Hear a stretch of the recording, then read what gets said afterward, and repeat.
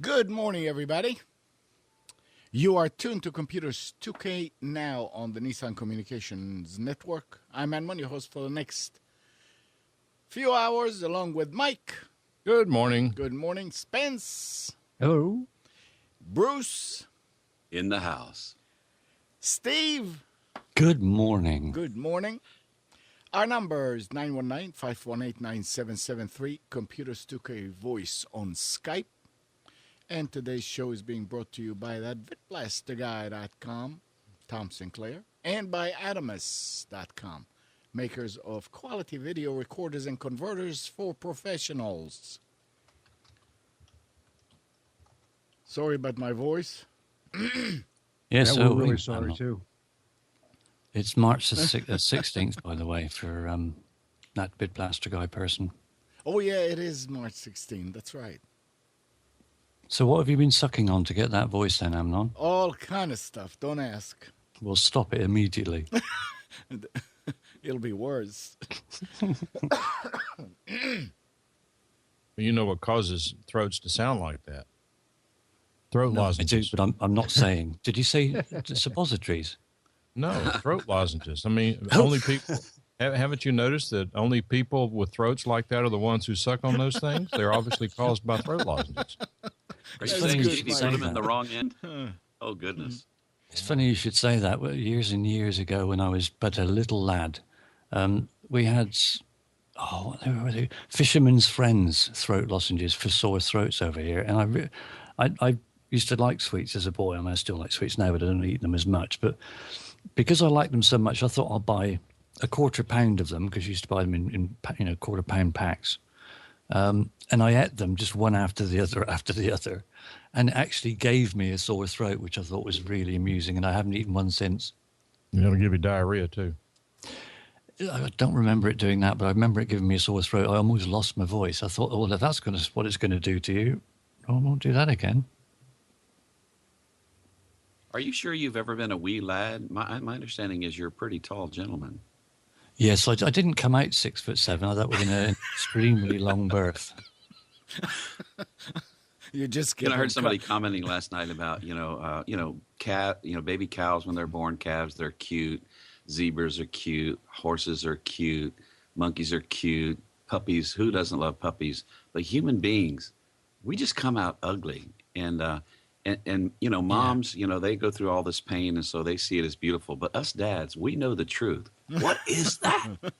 Yeah, it's like it's something that's just been pulled out of a slop bucket. The problem is so many of the people don't outgrow the ugly. Yeah. Well, that's funny you should say that as well, because the first thing my first words my mother said to me, apparently, I mean, I was there, but I don't recall, was, oh my God, isn't he ugly? Yeah, they used forceps on me, and my dad said I looked like Denny Dimwit. I had to look that up. You know, these two old fellows were sitting in a restaurant one day. One was Ernest, the other was Buford.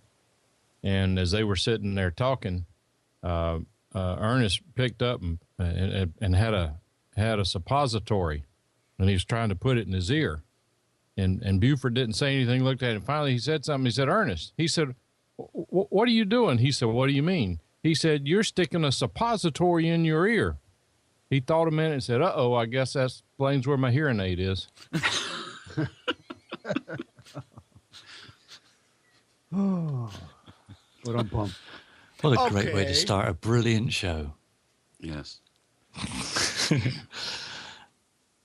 Well, we can't be doing that, Bob. We've still got 18 viewers. Well done, everybody, for sticking by us. Thank you. Mm-hmm. Mike. Lozenge. Oh, there he's got one. He's fixing to. Where are you going to put it? I'm not. Okay. He's obviously had some practice at I that. want to take care of my voice. Oh, is that so you can handle calls on computers 2K voice? Yeah, I see. Good. Yeah. Good one. Yep, exactly. So what else is going, guys? Still haven't found that airplane. Oh, that's crazy, isn't it? I think it went to the island from Lost. It could be It that got drawn the there. Bermuda Triangle's moved. It is somewhere underground, in a hangar underground. And who was it, Dr. No or Goldfinger or whoever? No, it was the Yeah, I Dharma heard- Initiative. The Dharma Group. Goldfinger. I heard somebody mention talking about Thunderball and how in the beginning they grabbed that British jet with the atom bomb on it, and it goes in the ocean, and they bring it down underwater, and they salvage the bomb out of it. And it's like Yep. pictures of that happening. Who Well, knows? all I can say is, all joking aside, if the airplane is not safe and sound somewhere, then whoever's providing this false hope for these families deserves to be forced to slide down a banister of razor blades into a vat of alcohol, and then they need to be tortured. Yeah. Well, Just it goes prolonging both. it is really bad. Mike, it goes both ways. I mean, you don't know, so you can go this way or that Amnon, way. somebody knows.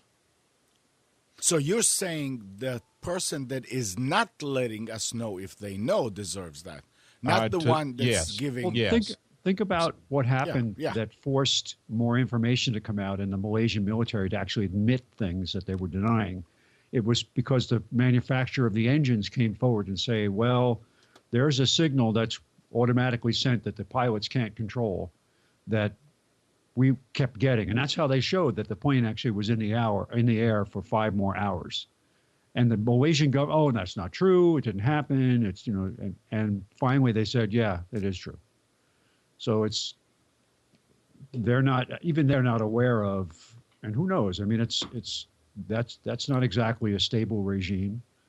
And, Yeah, well, let me comment on that, because I did not just suggest that there's a conspiracy to conceal this information. That's not what I'm saying.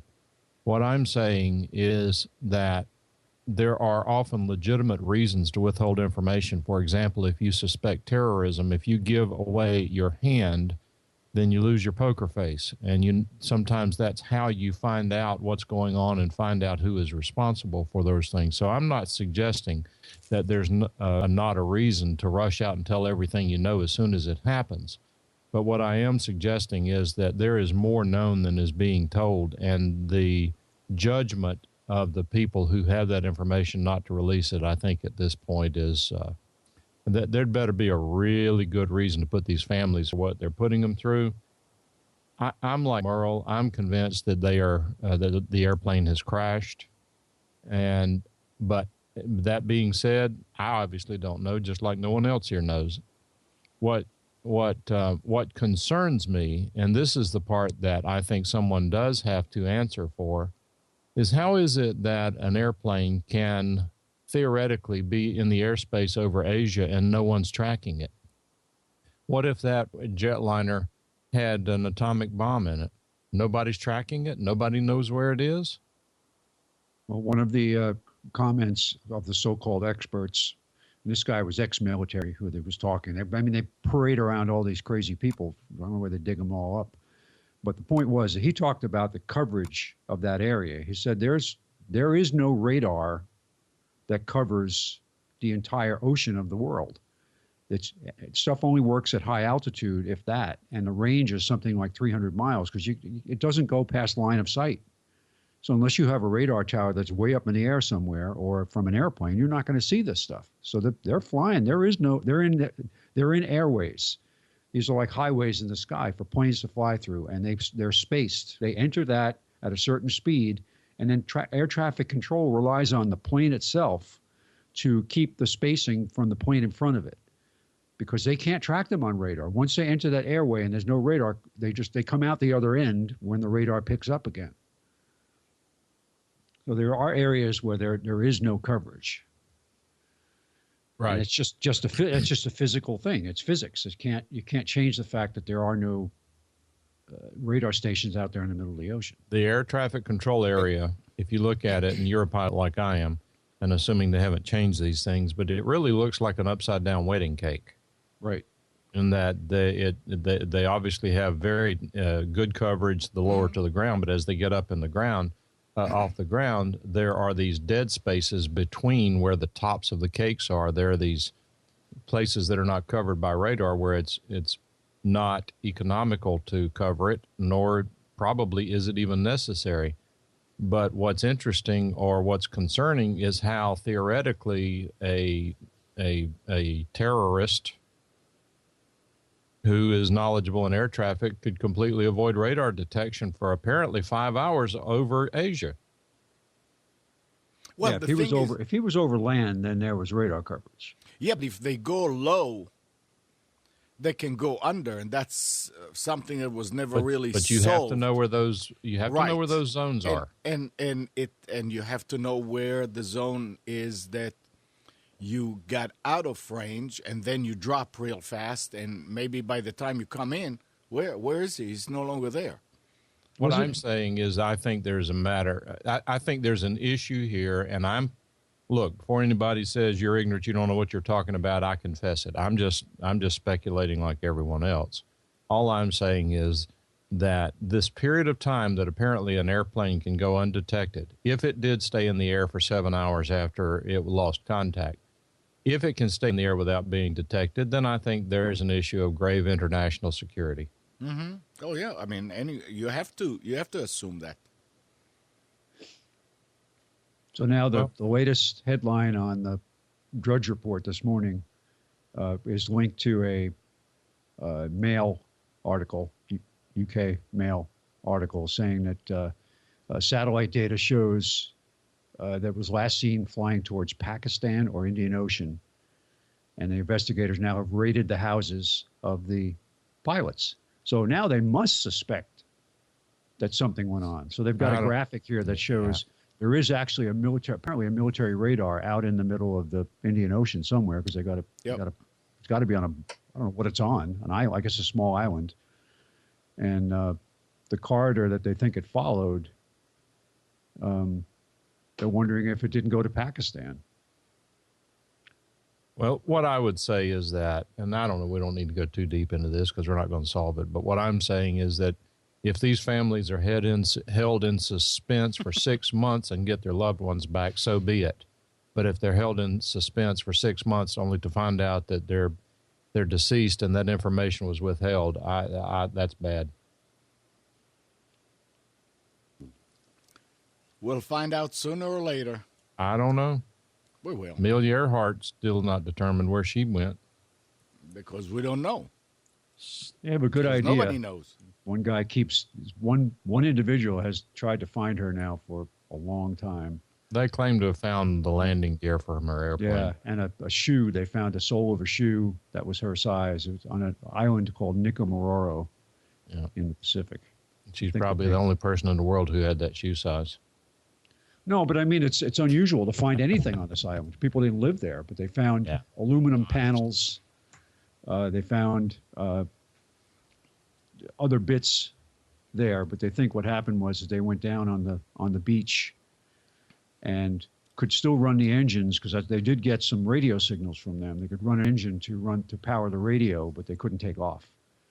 and this island had no fresh water. Really, literally, the only food there was if you fished in the ocean. So they think they survived for several days, but that was it. Andrew says they also found beauty cream.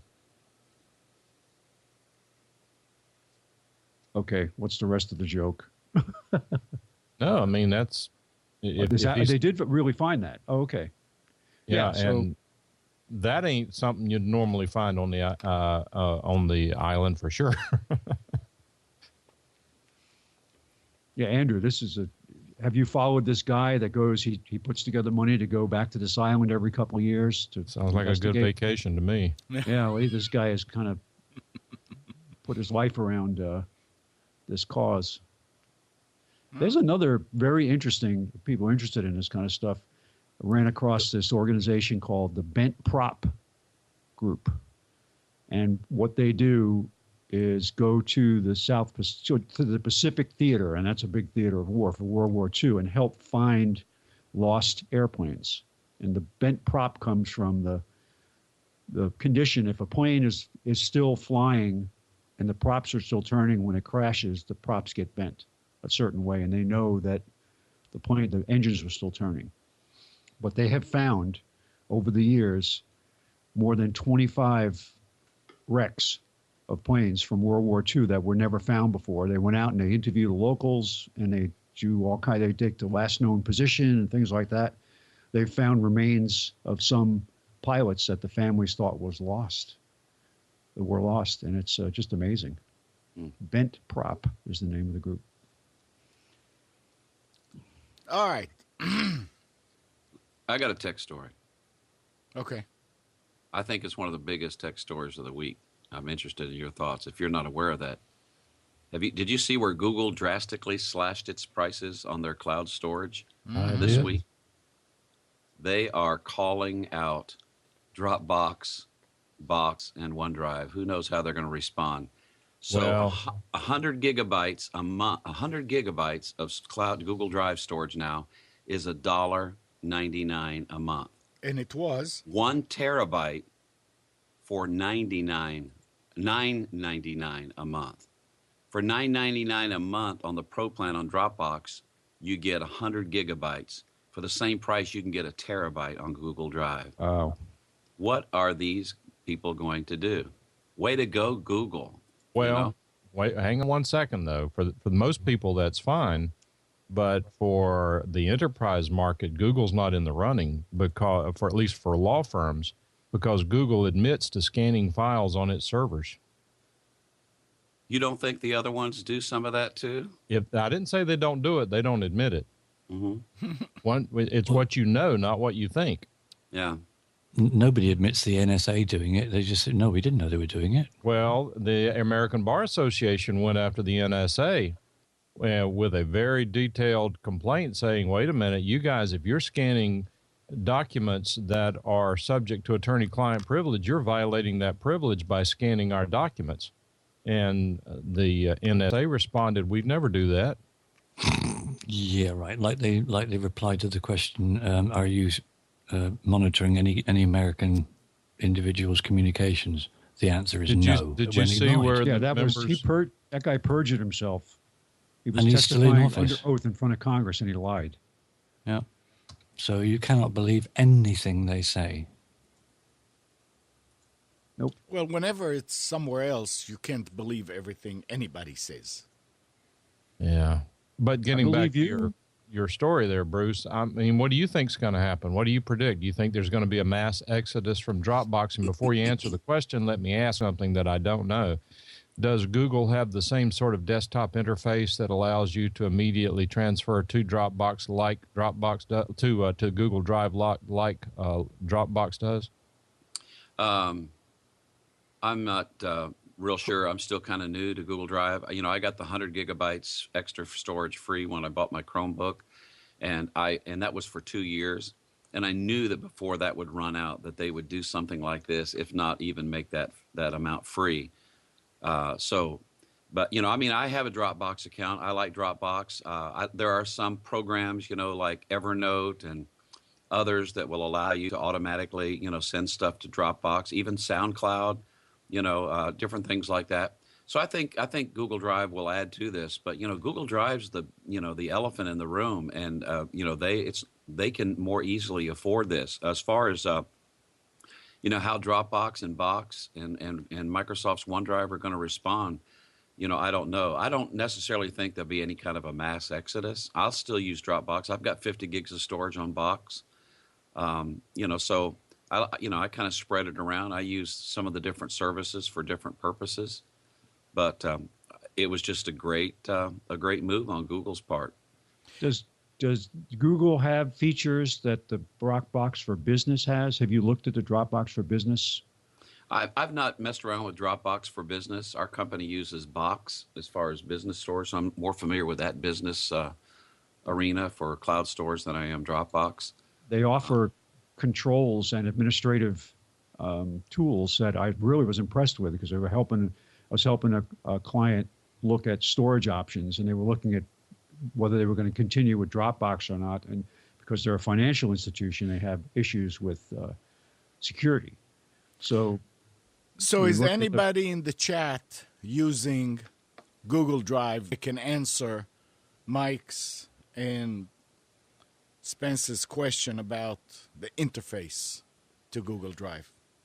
But you can get you can have a team approach where you can add and remove people from the team. If you have somebody who's part of the team that leaves the company, for example, or you don't want to have access to certain files anymore, you can administratively shut them down and remove all the files if they're still accessing the machine, which is pretty cool. And so they offer that. Of course, it costs more, but it was reasonable. Yeah, they on the Dropbox page on the business side, they under enhanced security, the differences between that and pro and free are unlimited file recovery, unlimited version history, and prevent sharing outside of the team. Track logins and locations, centralized team billing, easily add and remove members, SSO and Active Directory, and then, of course, some support. But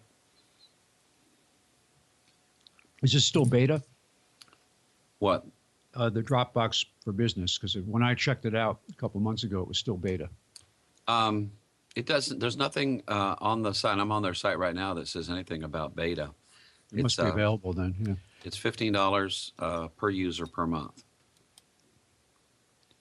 and then of course it's as much space as you need. Oh, so what do you mean? It's as much space as you need? That's just what they say. Maybe it's unlimited. I need 2,500 square feet. No, but this, it's Google Apps for Business. Google Drive, the storage, the fact that they have discounts for if you're a nonprofit. Google Apps for Business used to be free, but now it still costs, but it's greatly discounted. Google's got a lot of good stuff out there going for it. I mean, the story here is how much they cut it back. Mm-hmm. It's not just the mere fact that they cut it back; it's how much. And yet, to go from $49.99 to $9.99, I mean, that's 80%, right? They're doing a Walmart, aren't they? They're trying to price it down to it so it's paying for itself just, and if the others can't keep up, bye-bye. They don't say how much the 2 terabyte was before. One thing is clear to me that I imagine when that was announced, it was not a good day in the Dropbox offices. Of course not. Because most people don't really care about that scanning and stuff. Right. I mean, what do they? I agree. It's the health and the legal markets that really need to worry about that. And I'll bet you a lot of them don't, Mike. You may. Oh, the legal market does. Oh, they have to. It's an absolute requirement. Same thing with financial. If you're in a financial institution, there's SEC has very strict rules about access multi-factor authentication, encryption. So, Mike, Very serious about it. are you saying that Dropbox is actually okayed or on the okay list to use for legal firms? Is there such a thing? I haven't. I have not read their terms of service. I don't use any of those for anything that would be confidential. So I haven't investigated that. But what I have seen, I'm on a list served that has 4,000 lawyers on it who discuss these sorts of things. And there are some lawyers who use the Google Drive, but they don't use it for their practice files. They use it personally. Yes, And there's so not a consensus. There's not a consensus that Google is violating that. It's just that under best practices, knowing that that this outside company is scanning your files, are you putting yourself at risk by submitting your files to that scanning? Yeah, but Andrew is saying that Dropbox is $9.99 for 100 gigs, compared to $199 for 100 gigs with Google. So individuals who use it to, hey, Joe, I'll send you this file here. I mean, there's no reason for them to stay with Dropbox when they can cut it back that much, and go with Google Drive. Yeah, Merle mentions in the chat, and I had forgotten about that. I don't know why I forgot about it, because I installed it some time ago. There is a Google Drive sync, just like there is a box and a Dropbox Drive sync. So you can automatically sync those files. So that makes it 2 cents a gig a month. Right, but to be realistic, for people who aren't thinking about it clearly, the issue is not how much it is for storage, it's how much it is for backup. The likelihood that the file would disappear from this Google Drive or Dropbox is much lower than it is that it would disappear from a second drive in your house and your house burning down. True. Because they back up their backup. And but is there any, and I don't use any of these, is there an actual sort of like backup routine that people use with Dropbox, or you just have to drop files in there? Well, you drop it in there, and as soon as you drop it in there, it immediately uploads it to Dropbox. And from what I understand, Dropbox has a backup of any file that you put there. So if they lose the drive that file is on, they can restore it from a backup. But is there such a thing as you adding a drive, just like on a backup, that it gets automatically added, like an actual backup service, or you have to initially take No, that? you have to. Well, I guess theoretically you could make your entire C drive a Dropbox folder. I can't imagine doing that. It wouldn't make any sense. But Right. but Dropbox creates a folder on your hard drive, and the way you put it in the box is by dropping it into that Okay. folder. Can you use that folder then as the assigned folder for your backups, so that the backup software can does it? Sure. Obviously, it appears as local. Yeah. Absolutely. So that's the way you would right. do it. That's It- another way of Dropbox doing it. doesn't do that. It is a physical folder on your local drive that is this app then backs it up externally. So what does this do to businesses like Carbonite and so forth that does, backup? Could it affect them in some way? Well, sure it could, but what I think that, for starters, Backblaze would seem to me to be a better choice than Carbonite, because Backblaze is not limited. Carbonite has a limit. It's also a little bit cheaper, but secondarily, I think the application at this point. Now, you guys in chat jump in and correct me if I'm wrong. I'm telling you what I think, not what I know. But from what I can tell is that the Dropbox is, like Amnon was asking, is a folder. You designate that folder, you drop it into that folder, it's backed up to Dropbox. Carbonite, you have an application that says, I want you to automatically back up anything in any of these folders. Right. And you have recovery services that don't come with Dropbox. They will send you, if you lose something, you can go and log into the web page and then say, I'd like you to prepare a zip file with this location, and they will send you that. Dropbox obviously doesn't provide those services. So Merle is saying that all computers that are connected to your account get the update. And if you learn how to use Dropbox, you can actually do some really neat things. For example, I have some folders that are replicated to, say, 3 or 4 computers, but I also have it set up so that I can send things from my main computer to a particular computer. You get creative in the way you set up the folders and determine which folders you share with which computers. I give each computer its own account and then share folders between accounts as opposed to having each computer on the same account. You know what? I look at it this way. This is cheap enough that you continue to use Backblaze or Carbonite or whatever you're using. Plus, use that. I think you said it backwards.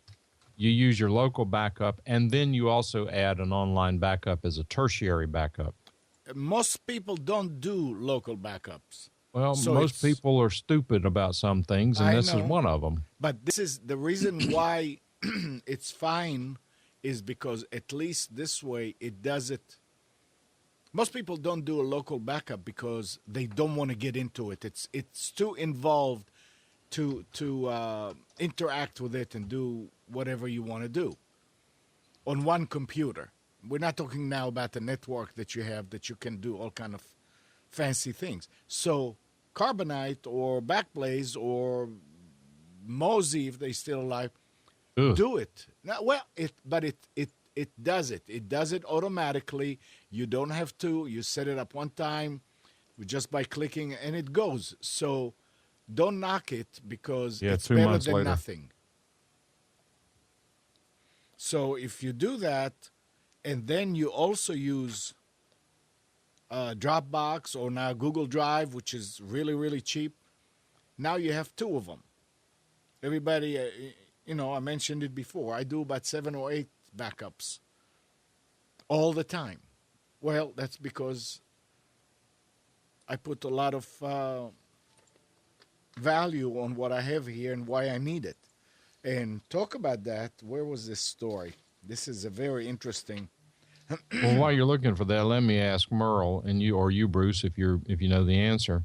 This app that you install to back up on Google Drive, can you tell it which folders to back up, or does it just back up a single Google Drive folder like Dropbox does? Merle says yes, whatever that means. Yeah, there is a Google Drive folder that appears just like a Dropbox folder appears, and you back up to that folder. It has to be in that folder. Correct. Merle says you can tell it which ones. Are you able to put shortcut to another folder in that folder? I don't know if it would grab a shortcut, but you certainly, I mean, to me, what you would want to do if you were going to use Google Docs or Google Drive, I don't know, I can't keep the names from here straight, but you maybe set your My Documents folder as your Google Drive. Mm-hmm. He says you can select which folders through sync options. Right, and I don't know, I probably can't. I've got some new things that I was doing last night with my XSplit, so maybe I can. I can see a way of automating it. I don't know if you can run different configurations. Where's the app? You can download it. I mean, you have Google Drive, right? If you open up Google Drive, you'll see a I link. don't know if I have Google Drive. Let me look. I'm assuming you all automatically have it, don't you? There it is. Let's see if I have it. Yeah, but here's the I do. advanced setup. Did you download the Google Drive app? If you'll see on the left-hand side, there's a link where you can download the Google Drive app. That Install Drive for your computer. correct. All right, let's do that. Install Drive for PC. Google Drive sync.exe. I need to put that into the downloads folder. Click save. You don't have to wait on me. You can go ahead. All right, so it's loaded. So I click on it. I click on run. Hi, this is Peggy. Welcome to Google Drive. Google Drive is installing, downloading 2016-12-10-9-8.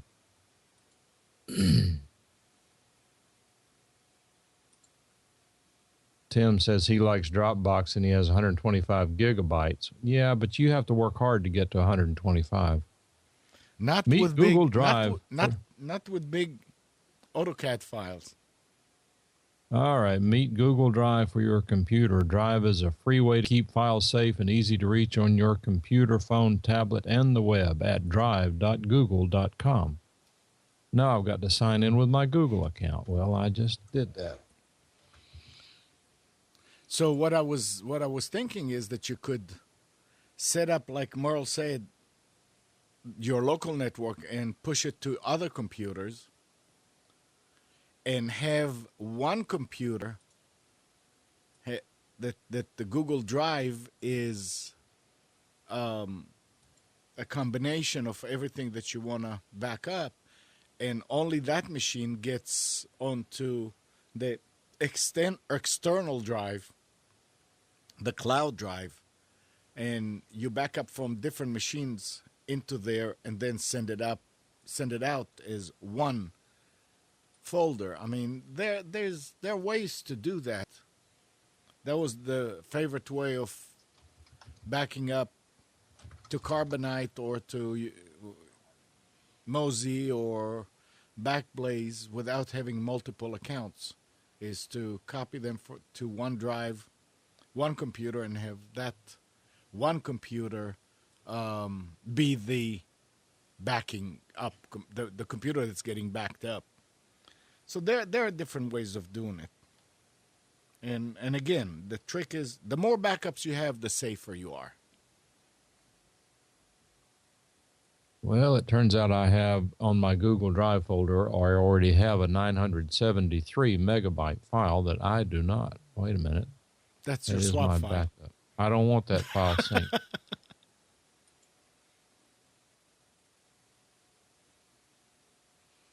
So how do I tell that? So Merle, you're saying I still like the Dropbox web interface. So you do know about what the Google Drive interface is like.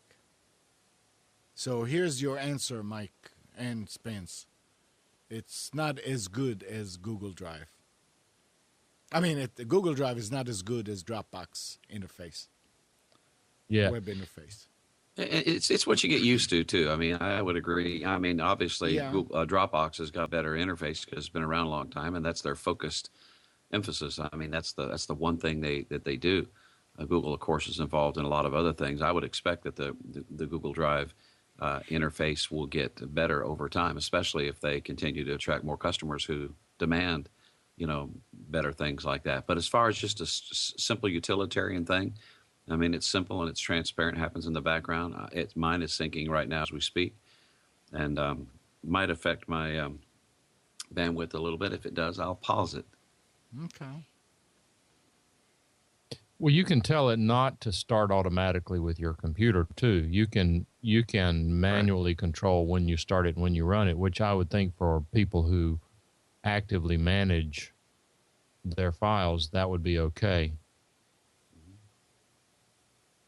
Merle says his question is, how does Google use my information for its purposes?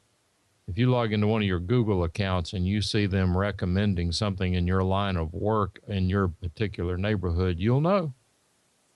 Yeah, notice that there are different tabs in your mail that you got to pay attention to, because there'll be one's called, what's the default, social?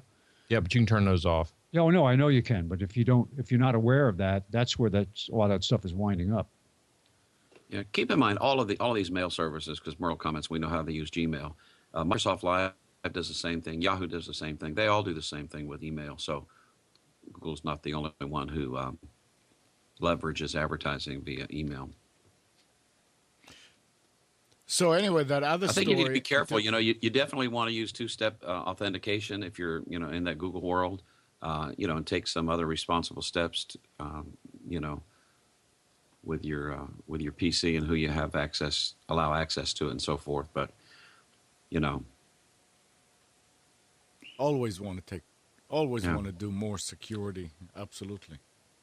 So this guy saying, recently I had a friend lose their entire electronic collection of music and movies by erasing a RAID array on their home server. He had 20 terabytes of data on his rack at home that had survived a dozen hard drive failures over the years. But he didn't have a good way to back up that much data, so he never took one. Now he wishes he had. Asking around among our tech-savvy friends, though, no one has a good answer to the question, how would you back up 20 terabytes of data? It's not like you could just plug in an external drive, and using any cloud service would be terribly expensive. Blu-ray discs can hold a lot of data, but that's a lot of time and money spent burning discs that you likely will never need, then in that case you don't need the backup. Tape drives are another possibility, but are they right for this kind of a problem? I don't know. There might be something else out there, but I still have no feasible solutions. That part that said that the Blu-ray can hold a lot of data, but that's a lot of time and money spent burning discs that you will likely never need, that's an assumption. And the guy I'm sure wishes that he did do that. But yeah, 20 terabytes, what do you do at home? You have Get to rid get of some files. the what? Whenever Get is he rid of going to some- get the time to listen or watch all of that? Never happened. If you have that much data at home and it's data that you don't want to lose, then you're going to have another RAID array on another machine or NAS that will back these up. And besides, it doesn't take that long to do if you start right, because you can start with when you start collecting music, you have a 1 terabyte external drive. You fill it up, you add another one, and as you add more, you back them up.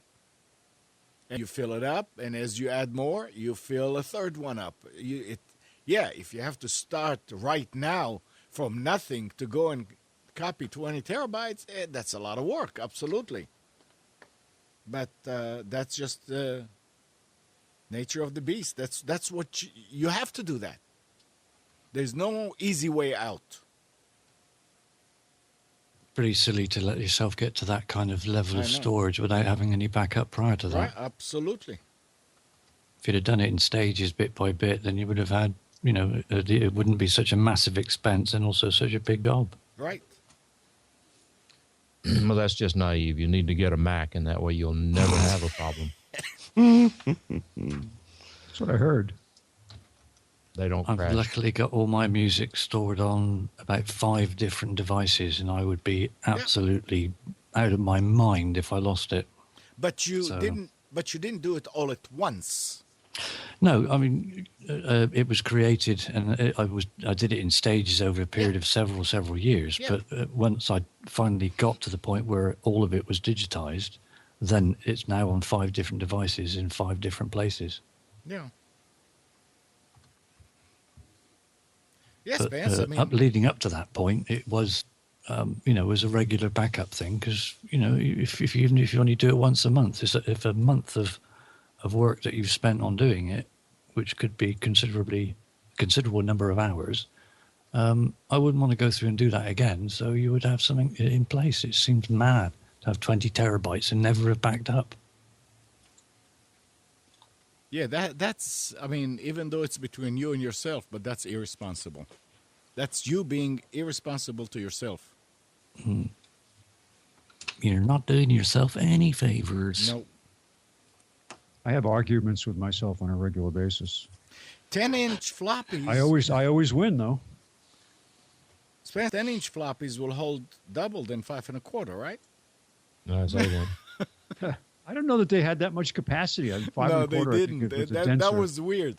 As they went smaller, they were holding more. Yes, they did. Yep. But the 10-inch ones were the ones that you used to have on controllers and things like that when they would boot. I remember working for IBM on 3274 controllers, and you would if there was a power outage, typically you go in and you find a bunch of them didn't IPL because you'd pop the disk out. The disks would always keep turning, even though the machine had already come up and running, and they would have a clear spot worn on the magnetic surface because they just continued to run for years until the power went off, and then you'd have to go and get new disks, backup disks. Oh, what the world was like back then.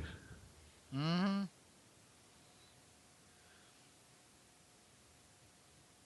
They look Okay, like so they I look installed like Google Drive. food dehydrators. Remember? You What picking does up by? everybody? Go ahead. Go ahead now. What does everybody think of the story about we're giving up control of the Internet. internet addressing? Yeah, that's fine. They probably got scared into doing it because they realized yeah. they're in so much trouble and everyone hates them. Sooner or later, it's going to happen. We'll see what will happen now. The problem with that is that it's just like deregulating the phone industry.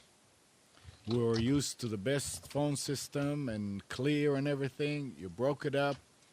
You took it away from one group that really was trying to make it good, and it breaks. And a lot of people on the internet, I mean, we're used to go in there and click and everything works. That can change things. I mean, That's the article that I'm reading here raises some really good points about how this is kind of being turned over to it's part of the United Nations, I think. it's not being turned into anybody. It is once, I mean, this is going to happen in 2015 or so. And at that point, they are hoping that, or they're planning on having its own governance somehow, whether it'll be United Nations or whether it be a EU, or who knows. A lot of things can happen. United Nations. They said they're concerned that it will be turned over to the International Telecommunications Union, which is part of the United Nations. Well, yeah, that's a concern. And that's I the agree. concern is that Yeah. just like the United Nations, where you have countries like Libya were on the Human Rights Commission, which is just absurd and funny at the same time. And then you'll get some nation that you can't trust being on the committee that manages addresses and abuse that control. So that's the issue. When that starts to happen, this is when every continent or every country is going to have their own. It's like a rebirth of the internet. You start having your own thing, and then somehow you hook it to the international. There's not the routing is going to be different. I mean, let's not think. It's not in our lifetime. We should cut all the fiber cables that leave the country and just leave it at that. Right. Cut them all. Isn't that what the EU is talking about doing? After all that NSA Oh, they were stuff? talking about building their own fiber infrastructure so they can keep it separate from NSA surveillance. There were several countries that were. Yeah, but the minute they connect to the rest of the world. Oh then- yeah, no, it's probably a nice idea in somebody's head, but that's as Yeah. far as it's going to go because they can't. Somebody will get in. I mean, obviously they're good at what they do, and they seem to. Every day we find out that they're into something else that people said couldn't be breached. So. I mean, things would actually may even work faster if it broke like that. Because I remember in the FidoNet days, Tim, correct me if I'm wrong, we used to move what we used to call EchoMail, which it was the FidoNet idea of news groups. And it was done in a way, in the beginning, it was all over the place. You call different places, and you get it in, and you forward it somewhere else. But then it got to the point where it was organized, and there was such a thing as hubs and regions. And the regional hub will connect to a national hub and get the email in And in the region, the hubs, the network hubs, or regions within the region will connect to the regional hub and get the email, and then it will sort of like go that route, trickle down. What happens with that is everything is faster, because right now you may be going from, if you are in Raleigh and you're trying to go to the News and Observer, you may go through California or through somewhere, who knows, anywhere around the world. It's not a direct connection that you say, oh, you're in Raleigh, I'm in Raleigh, yeah, let's connect together through here. Why it doesn't happen like that? In some cases it may, but in most cases it doesn't. So if it went that route that everybody's going to create their own and then connect to the next level up, things will probably be faster locally, and even long distance, except if you're getting to a region, quote unquote, that has bad service. Remember, the only thing here is giving up the IPs and the world name servers.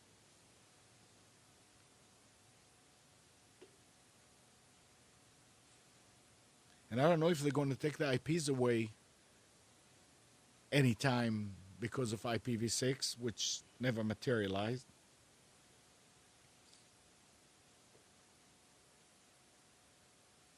Oh, and here Brent is bringing up RST fiber. That was a hot item this week, and it sort of like died as fast as it came up, and nobody from the company would call.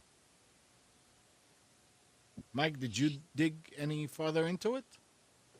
I was doing something else. Did I dig into what? RST fiber? No, I don't know. I was waiting for you. Huh?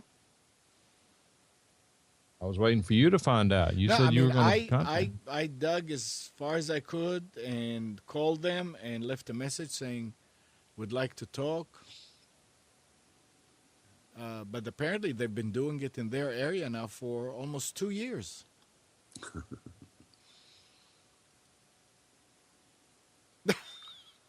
How's the noise cancellation on that mic? This is Merle put this link up there. It's it's called the No More Woof. Headset for dogs lets them talk to owners. Uses brain scanning technology and translates thought patterns. Yeah. Prototype includes phrases like "I'm hungry" and "I'm tired." Oh, sorry, I realized I scrolled and it kind of messed up the picture. There we go. So, does it also include things like "you're a jerk" and "get me out of here"? Very funny.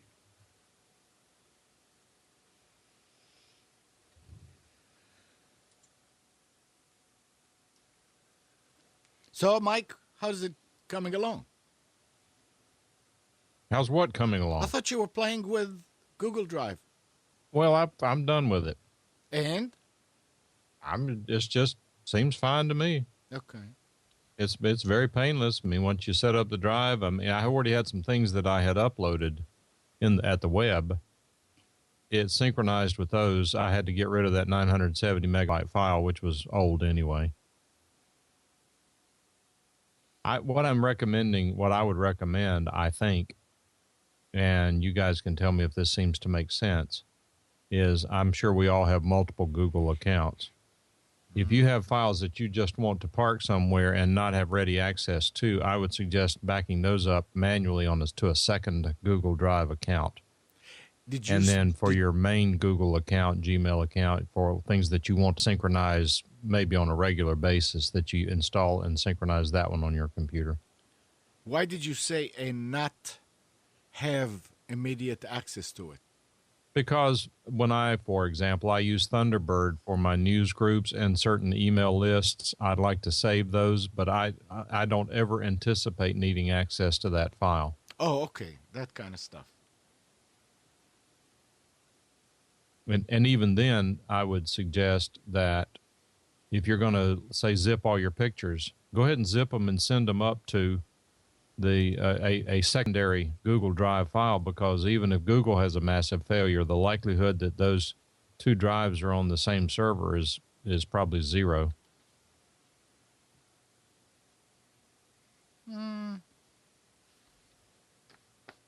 Have you seen a picture of their server room? One of their server rooms? I don't think so, but one server Oh. room is like another. You guys watch House of Cards? Yes. Did you see the episode where they went into the server farm? No. What I've always are seen you it. up to? I'm up to middle of second episode. I'm pretty far. Seems behind. that's about where it is, somewhere in there. Somewhere This in is there. not telling anything. They go into the server, and I swear it looks like they've gone into the server room. It's a Google. I saw a picture supposedly that was a Google server room. It looks like they're going into a Google server room.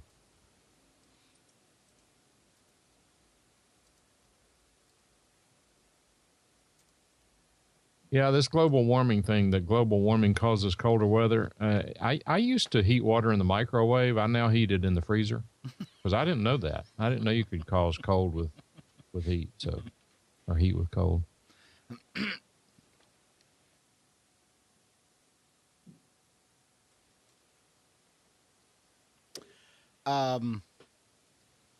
Steve, you still here? Indeed, I am. The Register reports that top UK e-commerce sites, including Amazon, Tesco, and Virgin Atlantic, are not doing enough to safeguard users from their own password-related foibles. According to a new study by Dashlane, 66% accept notoriously weak passwords such as 123456 or password, putting users in danger, as these are often the first passwords hackers use when trying to breach accounts. 66% make no attempt to block entry of 10 incorrect password entries, including Amazon UK, Next, Tesco, and New Look. This simple policy prevents hackers from using malicious software that can run thousands of passwords during logins to breach accounts. This is just amazing. It's incredible. Apparently, it did a survey, and the most popular password in the UK is whatever the person's first name is, 1. You're kidding. Jeez. No. And the second one is password 1. Yeah, so as much as we can do to get on top of... ZAQ12W. It's not ZAQ12WSX. No, not this week. I mean, that's the physically easiest one to do. It's just all the normal keys on the left side of the keyboard, just up and down, and that's it. I know it's probably not practical for a service like Amazon or any of the huge ones to do, but we've been for a long time. If somebody's trying to log in so many times from the same IP address within a certain time with the wrong password, they get added to a blacklist that they cannot even get into Delta Force. And I operate on, well, if it was illegitimate and somebody was trying again and again, then it's fine. They'll call back if they have a static IP or one that doesn't change much. They'll call and say, I can't get in, and then we'll find out why. But it stopped a lot of these on-the-fly attempts to break passwords.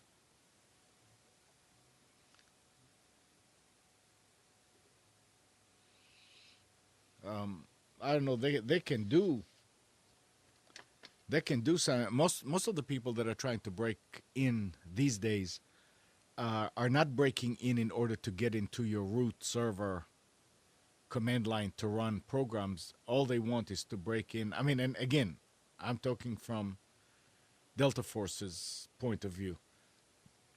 For every time that somebody is trying to just break in,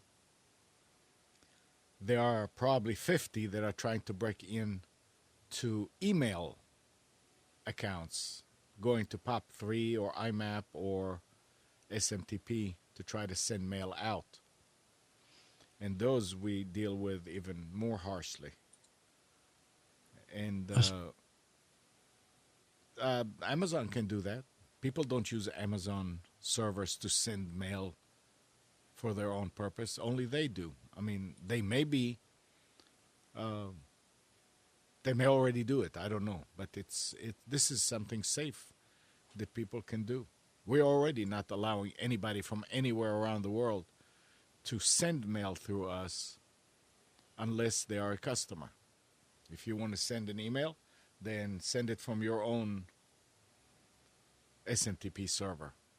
This is how people break passwords and go farther. You were saying, Steve, I'm sorry. That's okay. I thought you'd finished. I did read somewhere on Engadget this week. I'll get the link in a moment.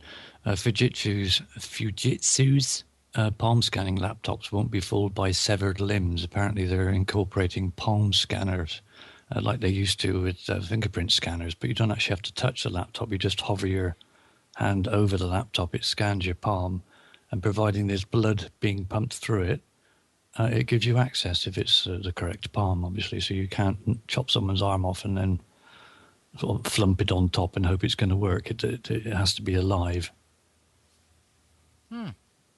I'll get a link. There ought to be something. I mean, it is hard to remember passwords, especially if you're a busy person and you do lots of social media and go to lots of different sites and things. It's almost a physical impossibility to remember an individual password for each individual site that you go to. So there has to be something that coming up. Maybe this palm scanning thing might be the next stage on. There's one problem with this method, though. Don't get a false sense of security, because if you have sensitive material on that drive,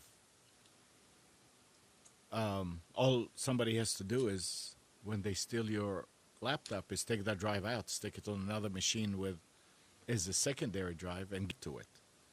This only works when you boot the computer. I'm not sure in Fujitsu's case how that specifically works. It might encrypt it. I don't know. Yeah, now if it encrypts it, that's a different story.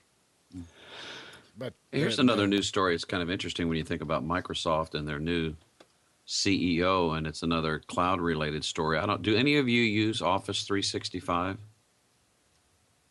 I know people that Not use me. it. I don't Okay. use it. No. It's my granddaughter has a free Office 365 account through Eastern Florida University, where she goes to school. She got an Acer C720 Chromebook, installed Linux on it. She's got LibreOffice, but she can log into her Office 365 account and have full access to all the Word, Excel stuff and so forth. But it's interesting. I'll put the article in the chat here for you. But from this particular story, Microsoft is working on a new version of Office 365 for Macs, iPhones, and iPads. iPad users have been wanting to have, the ability to use Office for a long time. But from the article, it says that it's not been available for other platforms due to, quote, alleged politics inside the company. However, after the appointment of the new CEO, Satya Nadella, the software giant has regained its composure, which allows them to come up with better projects. And one of these projects is the development of Microsoft Office for other platforms. So it's kind of interesting that, with this new CEO, they're going to make some changes there. But they've got Office 365 Premium, which I think is $9.99 a month. But they're going to come out with Office 365 Personal, which is $6.99 a month, or less than $70 annually. Has a 20 gigabyte OneDrive storage, 90 minutes worth of Skype credit monthly, and allows you to use it on one personal computer and one tablet. Now, the premium version, you can have it on 5 different devices in your family. So for a family, it could work out to be a pretty good thing. But this new version is one personal computer and one tablet, and it looks like they're going to be, ceasing to ignore some of the other platforms. So who knows whether they'll do something maybe for Linux. They're not going to do anything for the Chrome OS, right? But anyway, it's kind of interesting. New CEO, new day, maybe. Vance is saying that he uses it. Yeah.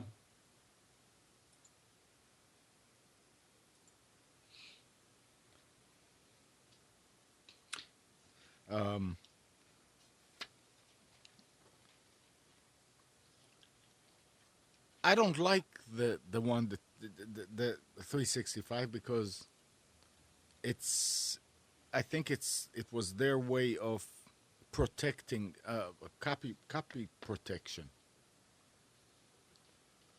Is that the one that you have to rent it like once a month, pay so much a month? Yeah. Yeah, I mean, all well when and you good, I think. No, but when you think about it, if that's all it is, then it's actually cheaper than buying it. Yeah, that's very true. You may not need to use it. Same as like Photoshop, I think, are doing that now on the Adobe stuff. So, if you don't need to use it 1 month, fine, you don't pay. But I suppose long term, if you aren't going to be using it for a great deal, then fine. But if you need to have it in a specific format, which is Microsoft Word compatible for business use or whatever else, most of the other packages will save in that format anyway, won't they? Mm-hmm. Yeah. So, what's the point? And just have OpenOffice.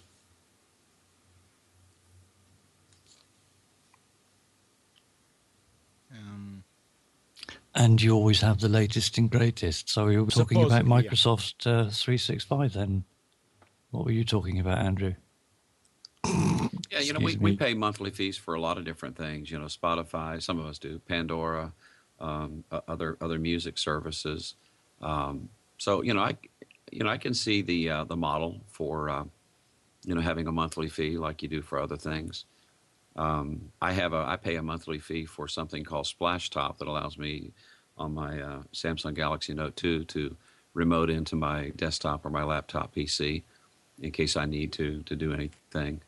By the way, Samsung came out with a new music service, since I mentioned Pandora and Spotify. It's called Milk Music. It's only available for Samsung phones or tablets, but it is free streaming music. You can create your own stations, and it is ad-free, but just for Samsung phones. So if you have a Samsung phone, go to the Google Play Store and check out Milk Music. It's got an interesting interface. It's got a wheel, and you scroll around the wheel to look at the different genres of music and everything. Maybe I can show it to you a little bit.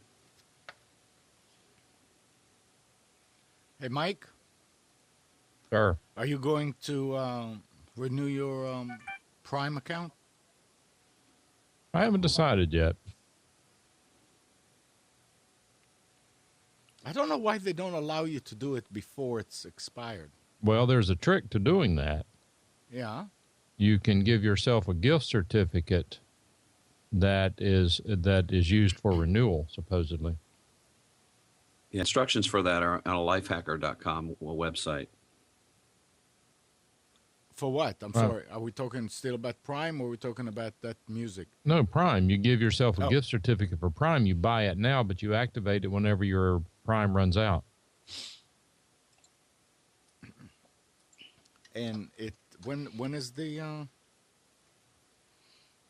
not going to worry about it. I don't care about it. I mean, it's $20 if I decide to do it. I'm going to get screwed worse than that before it's over and done with, including Time Warner. So what the heck?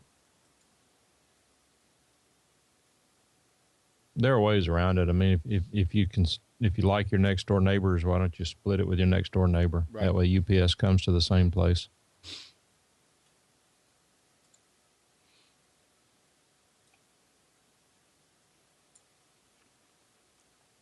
So this is Milk Music, and if I tap on this thing, you see this wheel. I don't know if you can see it on my screen or not, but you can scroll around to different genres.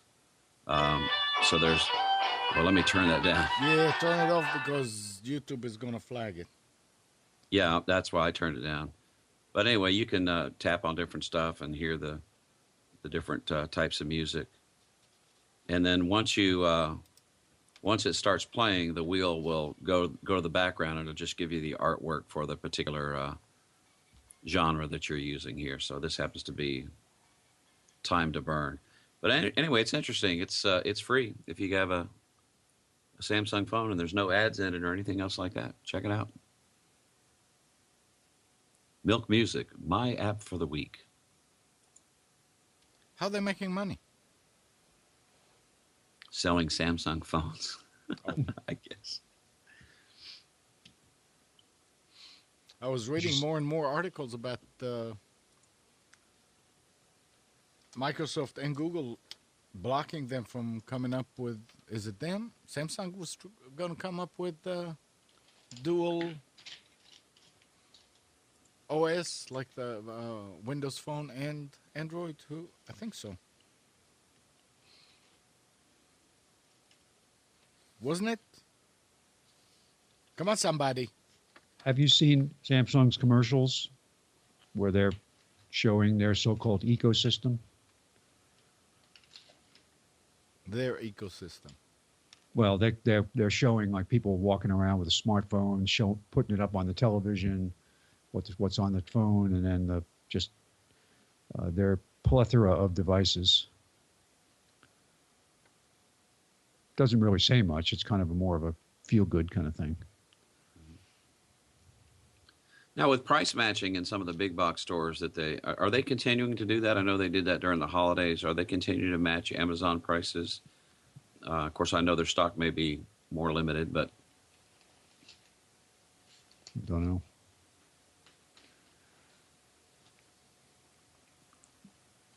I have seen more devices on sale, but that I don't know that they're how competitive it is. yeah, Vance says he says I do love NFC for purchases. I noticed a story this week that NFC Tap and Pay is going to go away for all your Android devices that do not have KitKat 4.4. I think it's in May or April or May. And I like it too. What is that? Tap and pay, where you have, if you have a NFC on your phone, like you're at McDonald's and everything, just tap your Right. phone on it and pay.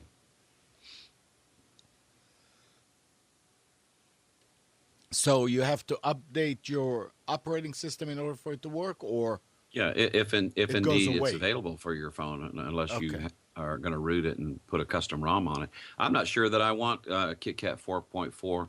With 4.3, they killed a lot of things, tethering. My understanding is the next version of Android is going to make it impossible for you to root. But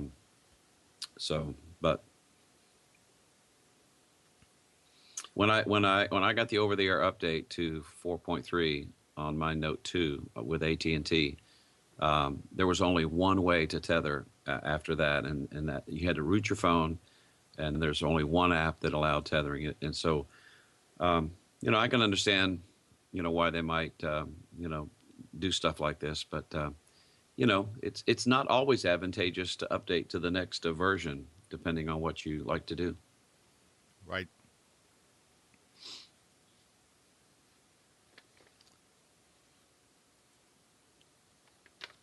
Let's see.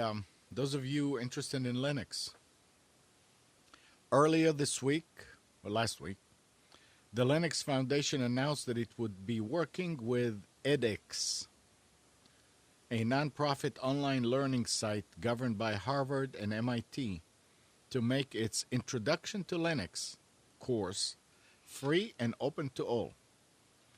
The Linux Foundation has long offered a wide variety of training courses through its website, but those can generally cost upward of $2,000.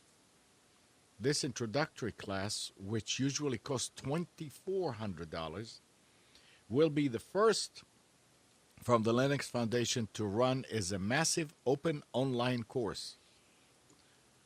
The Linux Foundation.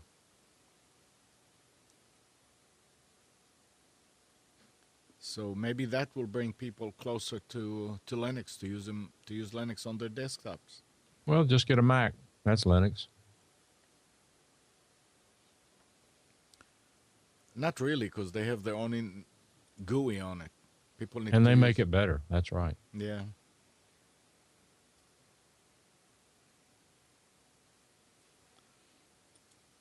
Um, Tim was talking about Staples and Chad, and the reality is that Staples may be in trouble. Well, they're closing stores, right? Didn't they announce that? Yeah, they're having Yeah. sales issues, and the question is whether they're going to be able to stop the erosion. Well, yeah, thanks for the article in the chat because Radio Shack closing more than 1,000 Oh, yeah. stores. I hadn't heard about that. Yeah, I heard some politicians on the radio say the economy was doing great, so I don't know what these guys are doing wrong.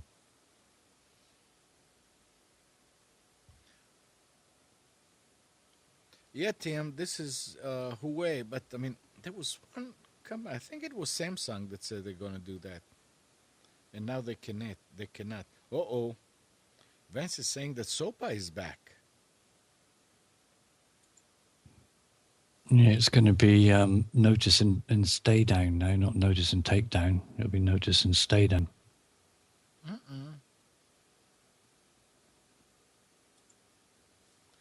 Rename. Yeah, well, if you guys I said I wasn't going to get into this. Get into it. I don't know. Let me find a link. I found it. Notice and stay down. If Oh, you we want to know what's going on, then you need to get this book and read it. Just posted it in chat. It will explain the whole SOPA thing to you. Oops.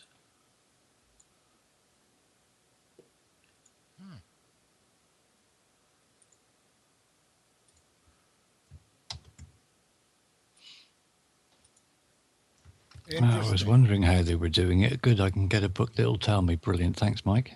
It tells you in plain English how it's happening, and it's true. This is not a conspiracy nut. This is just telling you this is the way it works. This is fact.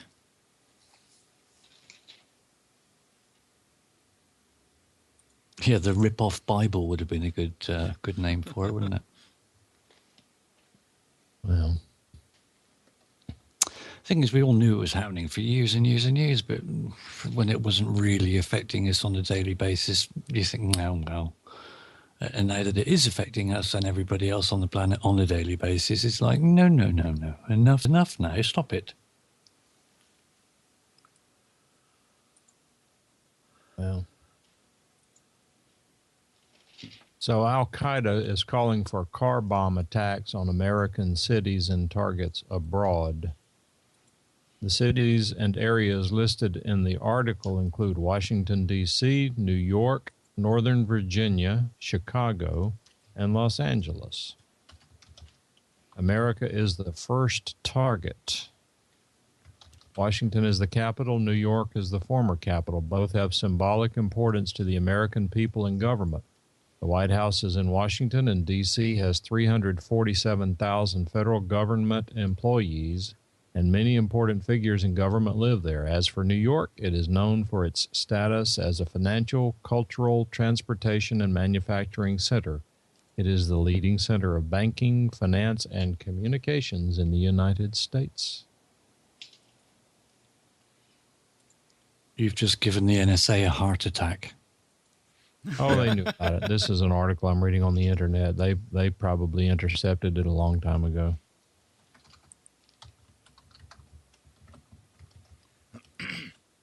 First comment. But didn't Obama say the war on terrorism was over? Oh, yeah, it was. We can redirect our attention to other things. Yeah, well, they ought to ban these sites on the internet because they ought not to be allowed to tell these things. The war on terrorism was over for that week. Anyway, just had to throw that in before I close the webpage. Speaking at the South by Southwest conference recently, Dr. Peter W. Singer, thought it was Pete Seeger, director of the Center for 21st Century Security and Intelligence, recalled one U.S. official who was, quote, about to negotiate cybersecurity with China, unquote, asking him to explain what the term ISP means. This wasn't the only example of the lack of awareness. The guy didn't know what ISP was, and he was going to sign.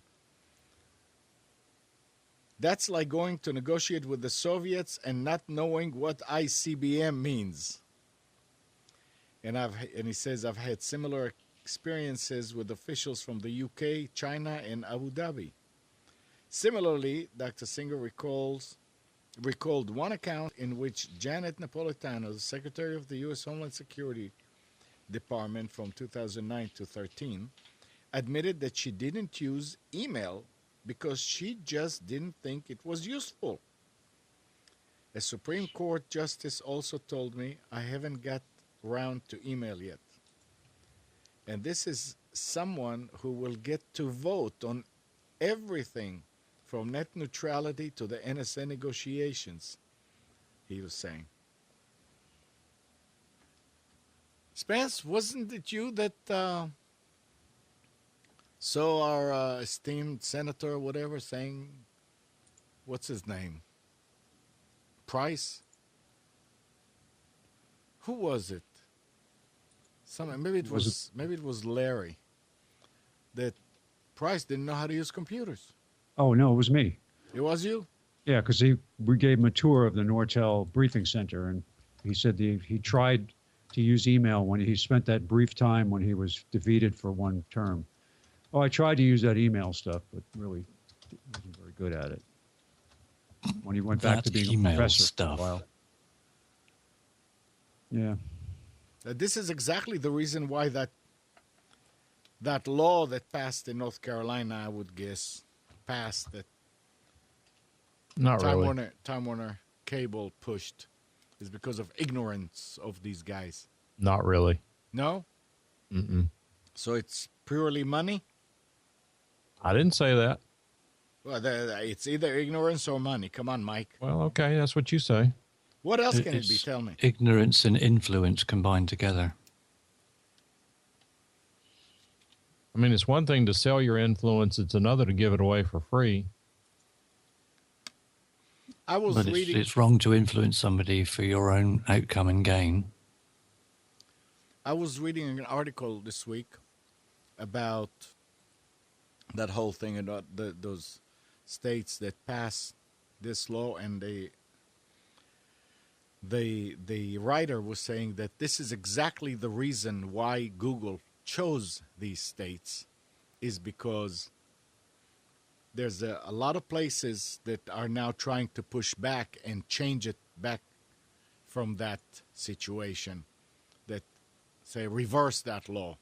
Back then we didn't know enough. Now that they see what's going on, some states apparently have a push to do it. So that's why Google chose North Carolina, to help people see, but they're not going to be able to come here, so they may do something. I don't know how it's going to work, or if it will work, but that's sort of like a nice way of reversing something. Maybe.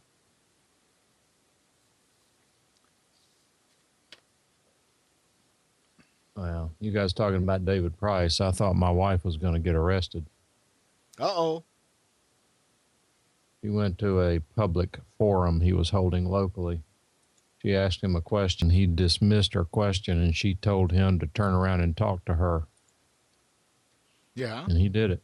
So I'm surprised Secret Service didn't usher her out of the room.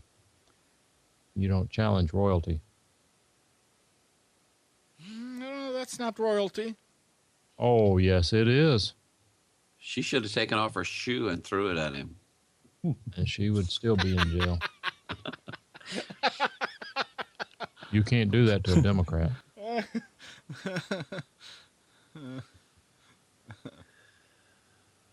Yeah, I'd love to be in a position if somebody asked me a question and they didn't really want to answer or didn't know the answer, I could just ignore them. Wouldn't that be great? Run for office. Yeah. Yeah, and get We'll away have to with do anything. a campaign. What? We'll help him with a campaign. And with his brilliant English accent, I'll probably get in. If Schwarzenegger can get in with his stupid I'll be back accent, I could get in easily. Such a trusting voice.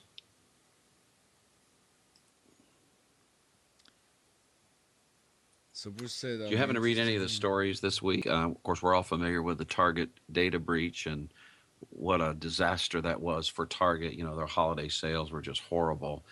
But there was an article, by Associated Press that was published Friday, about the fact that they ignored early signs of the data breach, that they subscribed to some type of reporting service that would have given them, hey, there's something going on here, and they totally missed it. Dismissed it. They didn't miss it. They dismissed it. They actually knew about it, but they didn't do anything about it because they figured it's not going to. Yeah, they missed the train. Yeah, the CEO says, with the benefit of hindsight, we are investigating whether if different judgments had been made, the outcome might have been different. Duh.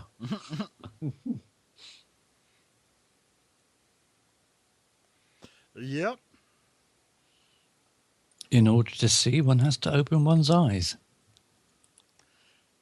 Bruce, what do you mean how Twit will address the new SOPA clone? Oh, I just, when something comes up on a national scene like this regarding technology, and I'm referring to the SOPA clone, and I'm really glad because I hadn't heard about that. So thanks, Vance, for putting that link in the chat.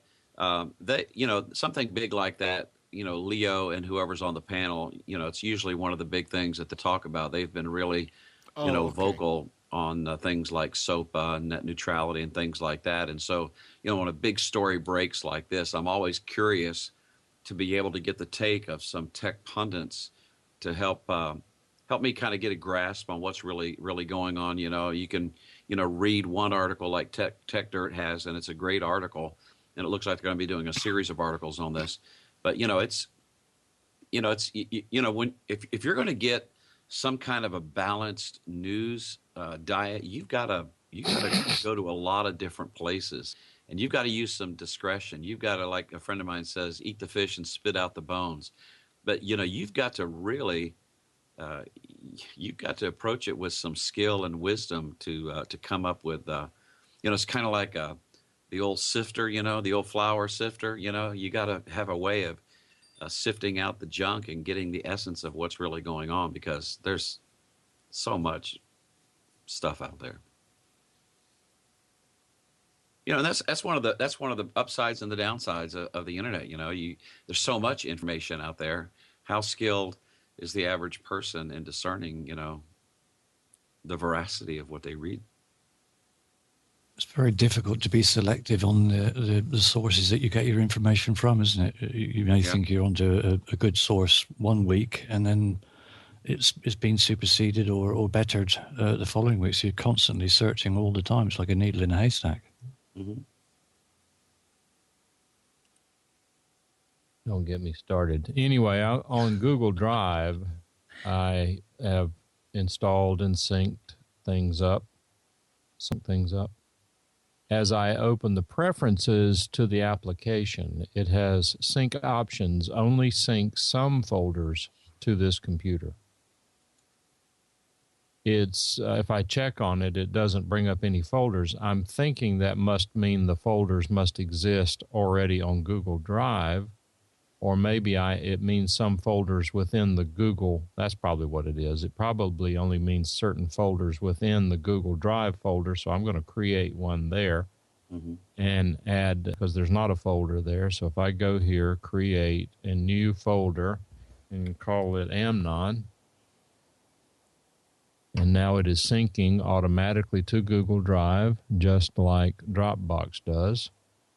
It is, in fact, taking a surprisingly long period of time to do that. And then I'll bet when I go back into preferences and I check that, it'll show the Amnon folder as being a drive available to sync. Now, what that means is instead of me deleting that 1 gigabyte file, what I should have done is create a folder, move it into that folder, and tell Google Drive not to sync to that folder. But that's my theory at this point, not what I know to be true. So if I go back into preferences, only sync some, now it's correct. Now it tells me when I click on only sync some folders to this computer, then I go in and I have the option to click Amnon. It says that in the root drive of the Google Drive folder, they will always sync. So if you have folders or files that you do not want to sync to your computer, then what you could do is create a hold folder and go into the preferences, click only sync some folders, and do not check the hold folder. Yeah, one of the things that I've learned is, and I need to do this, and your comment just reminds me again about how I need to do this. I've got Box, I've got Dropbox, I've got Google Drive, and I just drop in files in there, and I have not really set up and organized those with folders and everything. I got a long list of files. I've got a couple folders in there, but I really need to come up with an organized way to address that, and then I think it'd be good to mimic the same file structure across the different cloud storage devices, so they're somewhat similar, and so that I could even have multiple backups. I've got 50 gigabytes on Box, so I could have that automatically syncing, as well as Google Drive automatically syncing, and I've got redundancy. Yeah, just keep in mind now it has to go through your computer, your local bandwidth. That's the limitation there. Whenever they get to the point that they can move between servers without going through your computer, now we're cooking. And some services are doing that. For example, Mixlr allows you to export to SoundCloud without going through your computer, which means it's doing it at as fast a speed as their servers will handle the transfer because the bandwidth is there. It's not using your bandwidth. Now, going back to Google Drive, when I said only sync some folders and did not check Amnon, I clicked Apply Changes. I got a confirmation that says folder Amnon will be removed from this computer. So what this does is it allows you to have a folder on the web account that does not show up on your local computer. I guess that's okay. Yep, and it disappears. So that's okay. Now, if you delete a file on your computer after it's already on the Google Drive, and you tell it to sync, will it right away remove it? As soon as I've got a document here, I don't know what it is. It's called Untitled. I'm going to look at it to see what it is. Right. That's interesting. I'm going to delete that, and I suspect it will automatically, if I can figure out how to find it again. Here we go. See, on Carbonite, as far as I know, that's not how it works. It keeps it. So if I do here, and I delete this file, delete untitled.doc. Then if I go up here, you removed a Google Doc from your Google Drive folder. This file is a shortcut. Content online will be lost if the drive trash is emptied. Okay, so you have to do something manually in order to You have to go into the drive and move it out of trash into a folder. I guess what you really should do is move it into a folder online and then tell it not to sync that folder. No, but I mean, if you, let's say, backup. You're working on a document. And then you removed that document from your file, from your local drive because you want to start anew. When you do that, that file on the Google Drive on the other side, on their side, gets deleted, or do you have to do something manually to go in there and say, yeah, remove it? If you have to, then yeah, that's good. Because that means that went to a web account, open the trash folder, everything I've ever deleted is still here. Okay. See, that's good. Because you may decide by the end of the day, you know what? I just want the old one. I wish I had the old one.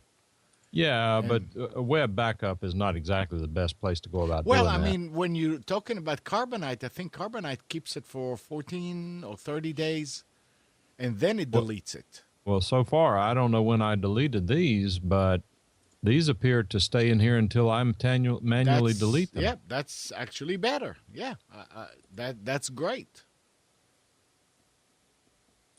But that was the way Gmail worked originally, too, with certain files, and now they delete them after 30 days.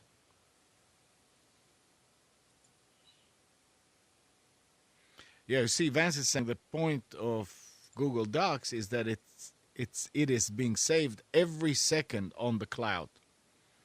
That means it updates it it updates and updates. Now, what do you do if you want to go to an earlier version of it? Let's say you're working on one document and everything that you added in the last 2 hours was wrong, and you want to go back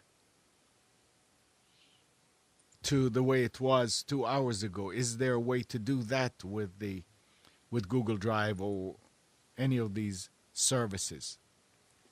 I don't have any idea. Yeah. I don't operate that way. I save multiple versions if it's that critical. Right.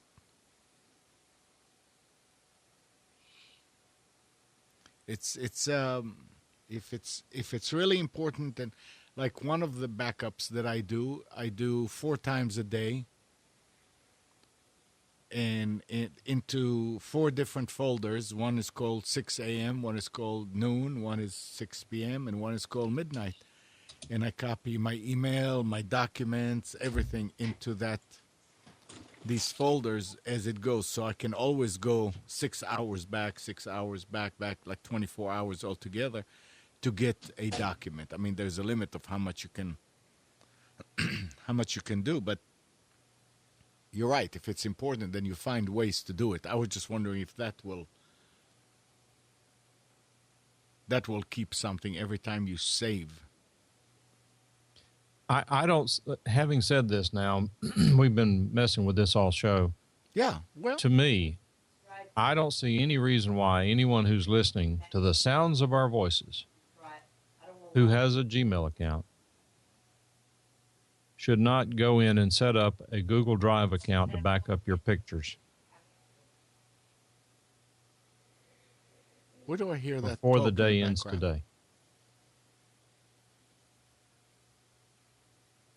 Okay, go on. I'm sorry.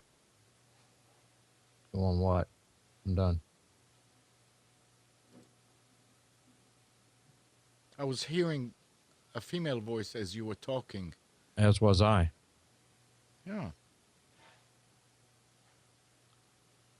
Well, it could be coming either from Bruce or Spence, that they're off their chair and they may be talking in the room.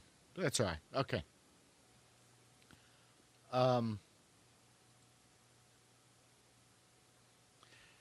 Mike, did you notice all the discussions on the IIB as far as comparing the 286 to the 4600 Behringer Mhm. and all that? I was- actually commented in that Okay, thread. good. So you finally did. I was going to tell the guy I have on the rack here, I have a 4600 and it's not even on. Well, I said that. Okay. He's in Egypt. Yeah. It's not a very nice thing to say, is it? He's an idiot. He didn't say he's an idiot. It didn't define the word. Just in my mind, it sounded like idiot.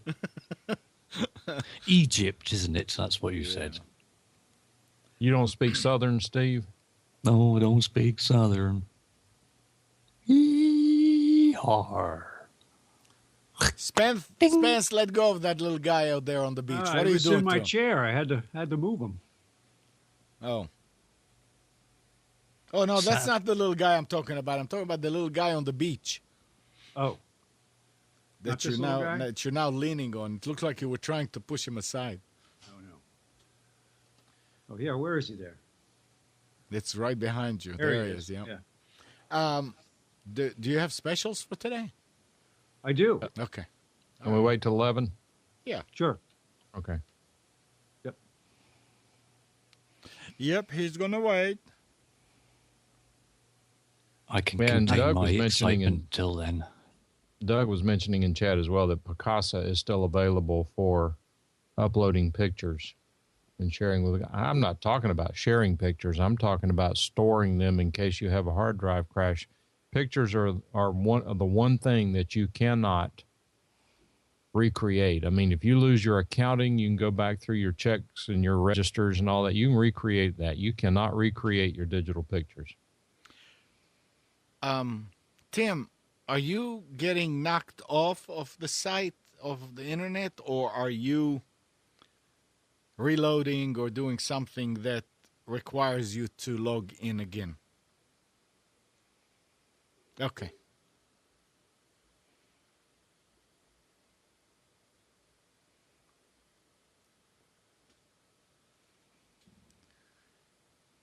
Interesting.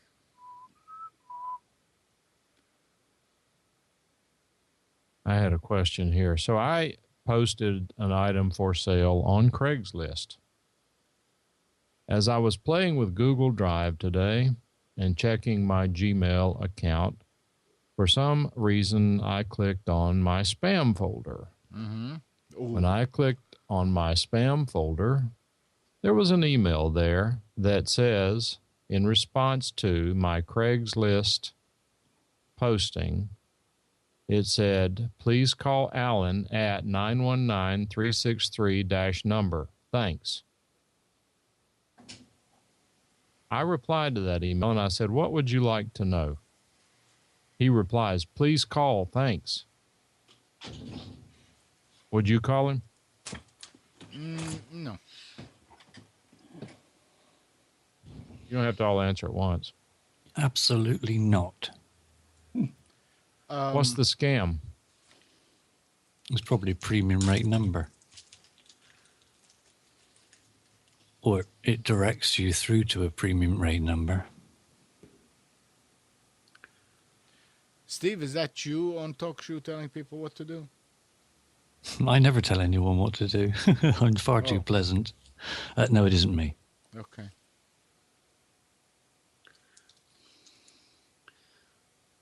So my wife got a dehydrator or whatever the deal is, where you take bananas and you make little chips out of them. So she just brought me some apricot, a couple other things. So if I keel over, somebody call 911 for me. Oh, this is great. The only thing is you need to mute your mic. She says she can make beef jerky. Yes, I was gonna say that's the best part is beef jerky. Yes, sir.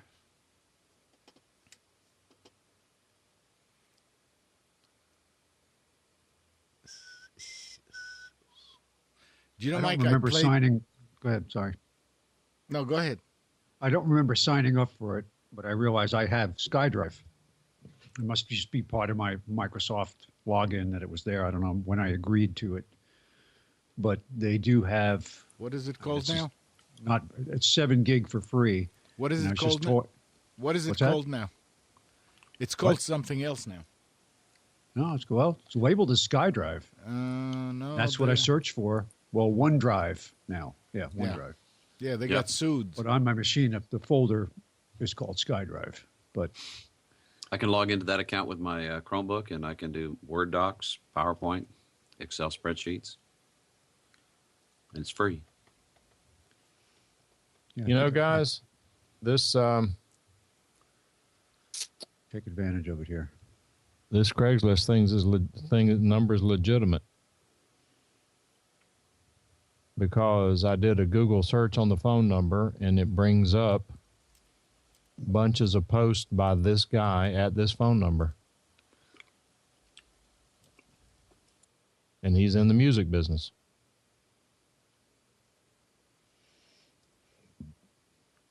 Oh, wait a sec. Hey, Mike?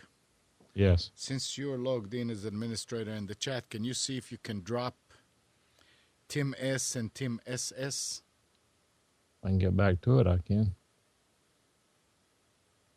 I don't want to log in. How do I get rid of it? I think it's /drop or something like that. If you do help, I guess I can do help. Unknown command.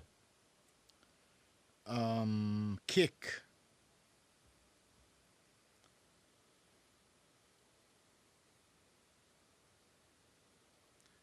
And it's Tim S with capital T. Does that matter? Yes, I think so.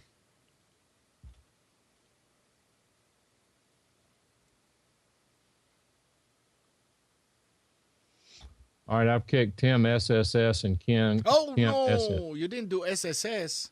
Well, should be able to log back in. Okay. Oh, wait, he's still talking there. And in fact, Tim, I'm going to kick Tim S too. I want to clean the slate here because that way I want to see if you can log back in with your preferred one. Let me see. He says, yeah. Yeah, what, Tim? I've kicked all of the Tims now, so try logging back in with whichever one you want to log in with.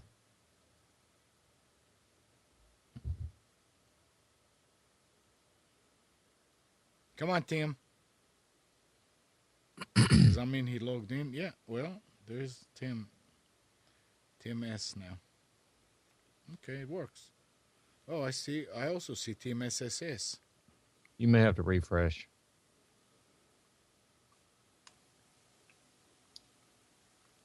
He's saying thank you anyway. How do you know? Because he was in IM with me. Oh. And I told him I'll drop you, and then I realized, oh, no, I don't want, I need to. Yeah, that's really hard to log into Zed, man. Well, I mean, I have to find the password and all that. Vance and I have been playing with Google Docs on the air. And yeah, Vance, I had actually seen this before. I don't use it very much because I don't really do anything that requires notes. We don't ever do any preparation or anything. And it's an amazing service. It's amazing how Google Docs has worked out word processing. And in fact, the interesting part is how compatible the Google Docs are with Microsoft Word. I used to, back in the old days, when I only had 2 or 3 computers, I would always set them up the same way, install Office on each one of them, and so forth. And over time, because so many things are web-based now, I really don't use Office that much at home. I use it at the office, obviously. I stay logged in all the time. But at home, I do use Outlook. And I may I have Word open as far as I keep some documents in it, like some notes and things. But that could be done almost with Notepad because it's not a critical word processing function. So anyway, what I'm getting to is I only install Office on one computer now. And there are quite a few students who, because of the cost, even at the student edition, are using Google Docs exclusively and not even wasting time with Microsoft Office. If I had it to do all over again, I would not use Outlook. I would use Gmail web client for email. Yeah. Another great story that came out this last week, I'm sure Vance is aware of this too, that Google has announced, I'll put a link into the Lifehacker article. There are a lot of articles on this, but they have now what's called add-ons for Google Docs and Google Spreadsheets that allow you to do a whole lot of interesting things. So if you open up a Google Doc the next time, you'll see a new menu item at the top. It says new add-ons. You go into this add-on store and you add on these different things. Such thing. Just one example would be, there's an add-on for printing and creating Avery labels. Just a number of awesome things there.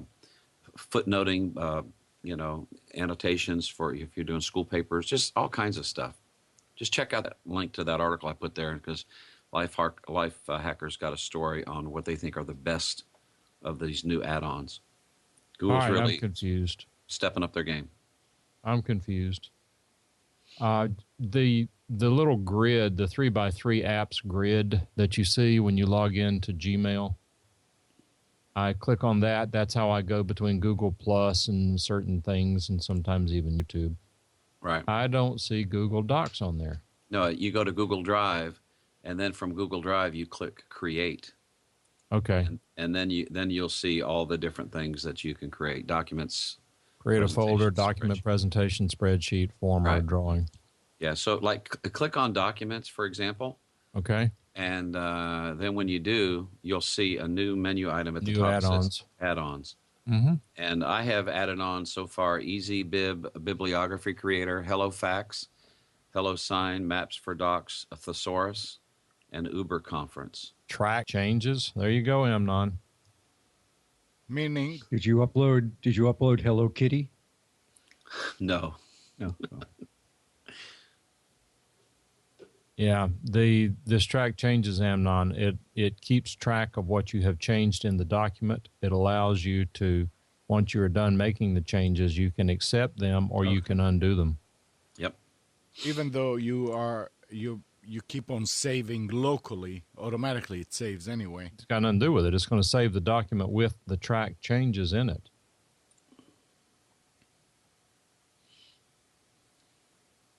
That's locally, but you're saying that on Google Drive you have to accept the changes. Yeah, and Okay. and I'm So looking at the document any- that Vance and I are playing with, and he's done some highlighting. So things at like, any given time, you actually have two versions there. You have the one that's on your machine that if you click save, it's saved as new. But on the Google Drive, you have to go and accept it. And if you don't accept it, it reverts. No, what I'm saying is that I haven't used this add-on, but I suspect that Track Changes in Google Docs works exactly like Track Changes works in Word. And that is that if I go in and he says this is a test document for Mike, then I change the word document to test picture, then it shows up as this is a test picture for Mike. And I say, wait a minute, this is not a picture, this is a document. Then I can go in and say reject that change and the word document reappears. Now, if I changed it from document to motorboat to picture, it's not going to remember motorboat, although Control Z would probably undo the most recent change. Okay. I went dark for a second. I'm arranging something on my XSplit. Hey, Bruce, did you see the offer from XSplit for the 2-year subscription for half price? I did, and I already scarfed up on that. Yeah, I'm going to do it too. I just didn't 2 do it years yet. for $29.95. Yep. Definitely Little worth it. personal. Yeah. Oh, yeah. Absolutely. I tell you, it's. I'm so pleased that I found that because I know I'm not using it to its full, by any means, its full capacity. I don't use it for streaming, but just the fun that I have with using this. I was on a conference call or a Skype call the other day. We found an apartment in Fairbanks, and the landlord was giving us a tour on Skype, Mhm. and I had different. I was changing my backgrounds. My wife and I were sitting here, and I was changing the background. She goes, "Where are you?" Mhm. Oh, I said, "Now we're in Florida." Oh, now we're in the mountains. Yeah. Now, you got a black screen on. Oh, I know. I'm manipulating. I went to a black Oh. screen because I'm changing my background graphic. I found something I wanted to use. Does that work? Okay, that's good. All right, so I'm there. Add. The The only thing I wish they would do is to be able to build a scene Right. offline, and then go to it. That's probably the only thing that I would really love to see. Did you say that was $30 for 2 years? Yes, Good grief, that is a very good value for money. it is. Maybe I But should that's- get it now for when I'm ready to go on to camera. Yeah, Yeah, I don't know just if you can get it fresh at that price. I think you had to have had a 2-year license prior to that, although you Yes. never know. Yeah, it is Oh. It is for What they call what will we call, Bruce? Not early adopters. Existing- We were pioneers. Pioneers. No, First guinea ones to pigs. get it before it was even GA. Guinea pigs. Right, so you need a stick of straw in your mouth going, yee-haw, in order to get the cheap price. Well, you never can tell, Steve. You might send them an email telling them what the whole story is and ask them if they're willing to give you that price. Yeah. Spence did All I can what say is Sean- no. They can Spence- only answer one or the other, yeah. Is somebody in the house? They're doing it for a reason. Spence, did somebody in the house just start using the internet?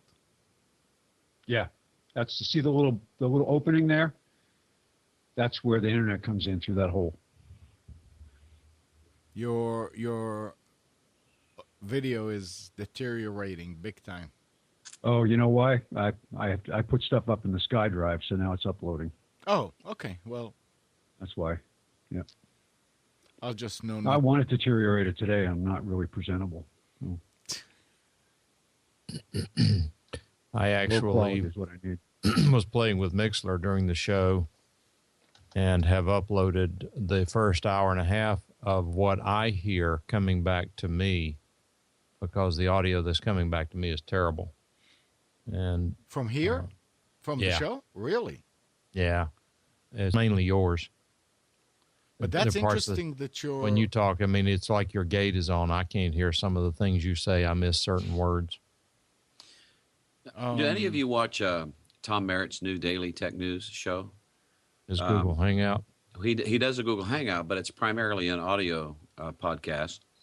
But he's using Google Hangouts for the audio with his guest. I think that's interesting. You know, I guess he's using it because the audio perhaps is good enough on Google Hangouts, but it adds the opportunity for people to want to watch live. But he's not using Skype. I mean, he's recording the audio and producing an audio podcast, and he's getting that audio over an HOA. And this goes back to what I say to people. You know what? If you're happy with it, more power to you. I can't imagine a professional broadcaster using Google Hangout. Well, Huffington Post Live, they use Google Hangouts. And I just said that if it's working for them, more power to them. It's a great resource. It's an awesome tool. I used to be involved in a lot of Google Hangouts. It's great, but the audio is so bad. Yeah, in the last week we used, what was that? Appear.in? Yeah, Appear.in. Yeah, and it works audio really is nice. much better than a Google Hangout. You know, the Google Hangouts I've been in where people are using good quality mics, I think it's more than acceptable. But if you're in a Google Hangout, they're using crappy equipment. Yeah, well, you use crappy equipment on any Skype or anything, and it's going to be bad. But we were for yesterday. I like to listen to this podcast on Saturday mornings after we do our radio show at 10:30. There's a live podcast by Dave Jackson at theschoolofpodcasting.com. He has a co-host on there, Jim Collison from the Gallup organization. Dave doesn't have a really big studio, doesn't have a really sophisticated setup, but he uses the same thing. He uses a Google Hangout to connect by audio, and he picks up that audio on his mixer and transmits that through Mixlr and Spreaker. And Jim's audio yesterday was just horrible. You think about the average listener. I mean, we're in the game here, okay? And so, you know, Andrew uses the word awful. I take exception to that. I mean, for the average person that's listening, they're not hearing the subtle nuances that somebody like us would hear. So, I mean, I understand I don't know, if you go back to the beginning of YouTube, it was content that was what was valuable, not so much quality, and people endured horrible video quality. I just don't see it as being awful. Well, I agree. But here's the point, though, Bruce, and we joke and cut the crap a lot about here, but I'm very serious about what I'm about to say. Andrew and I are a lot alike in that we can hear the difference. You sleep naked? Huh? Is my audio cutting out? I did not say naked. We are very much alike, and we can hear the difference and know how good it can be, and we choose not to listen to audio that's horrible. Now, Andrew is a little more OCD about it than I am, but I'm very particular about it. I just can't listen to it. Even on Tom Merritt's thing. I mean, Tom's a brilliant guy. He's good at what he does, but I'm sitting there listening to it, and it's just ugh. See, It's and like having an earwig twitching away in your ear, and it's just like, can't stand it anymore. Anyway, what about specials? I'm not. I don't want Spence to do it now because Spence, stop that What? Dropbox. I mean, your video is. All right, let me see if I can stop it. Your mic just switched. It sounds like too. Yeah, it looks like Yeah, it's you're a probably gonna be watercolor really that's choppy had a because pint of of water poured over it. Let me see how far along it is here. It's not very far. 5% I thought done. you changed your service to 5 megabits up. Yeah, it's still not. We're only getting the what is it? The tier that goes up to 15. So it's still just 1 megabit up or whatever. Yeah. Let me just. You know what I'll do? I'll do it, but I'll turn on my video. No. I mean, Well, are if you you can saying? if you can hear me. Yeah, but Oh, it nice. doesn't I look sound like crap. That sounds It looks good. like crap, but it sounds. I know. Well, I know I look like crap today, but that's okay. I'm really. You kinda- can't pause it. I don't think I can. I'm looking at the Open SkyDrive. Let's see here. There's really not a client. It's just a folder, And what I you don't decided? see any And you decided to do you any decide controls here. you decided to again, do your monthly backup right now. Yeah, why not? No. That's the nice thing about Carbonite. You can pause it for an Yeah. hour, 2 hours, 4 hours, whatever. Right. Or you can pause it and say 4 hours, but then 15 minutes later go and Let's see here. start it again.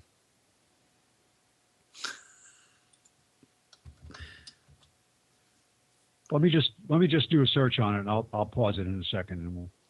Use Gotta the be offer okay. code C2 now, C2K Right. now, for 10% off your Hallelujah. Carbonite. This portion of Computers 2K Now is brought to you by Carbonite. You've got to back it up to get it back. So back it up right with Carbonite.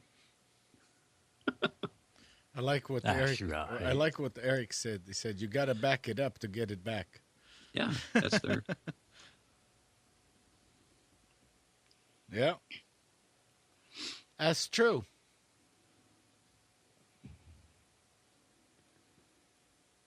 It's probably because Spence does not have specials, so he did that on purpose. So he can say, "Yeah, I do have it," and he knows I'm not going to let him. I have specials. Yeah.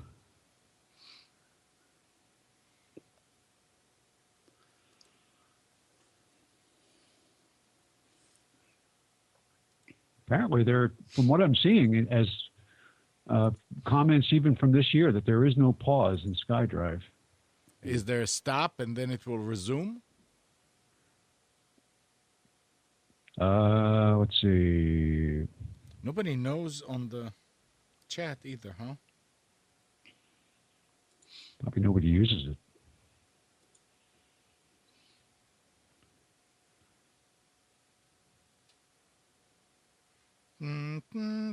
Let's see here. Let's see. SkyDrive.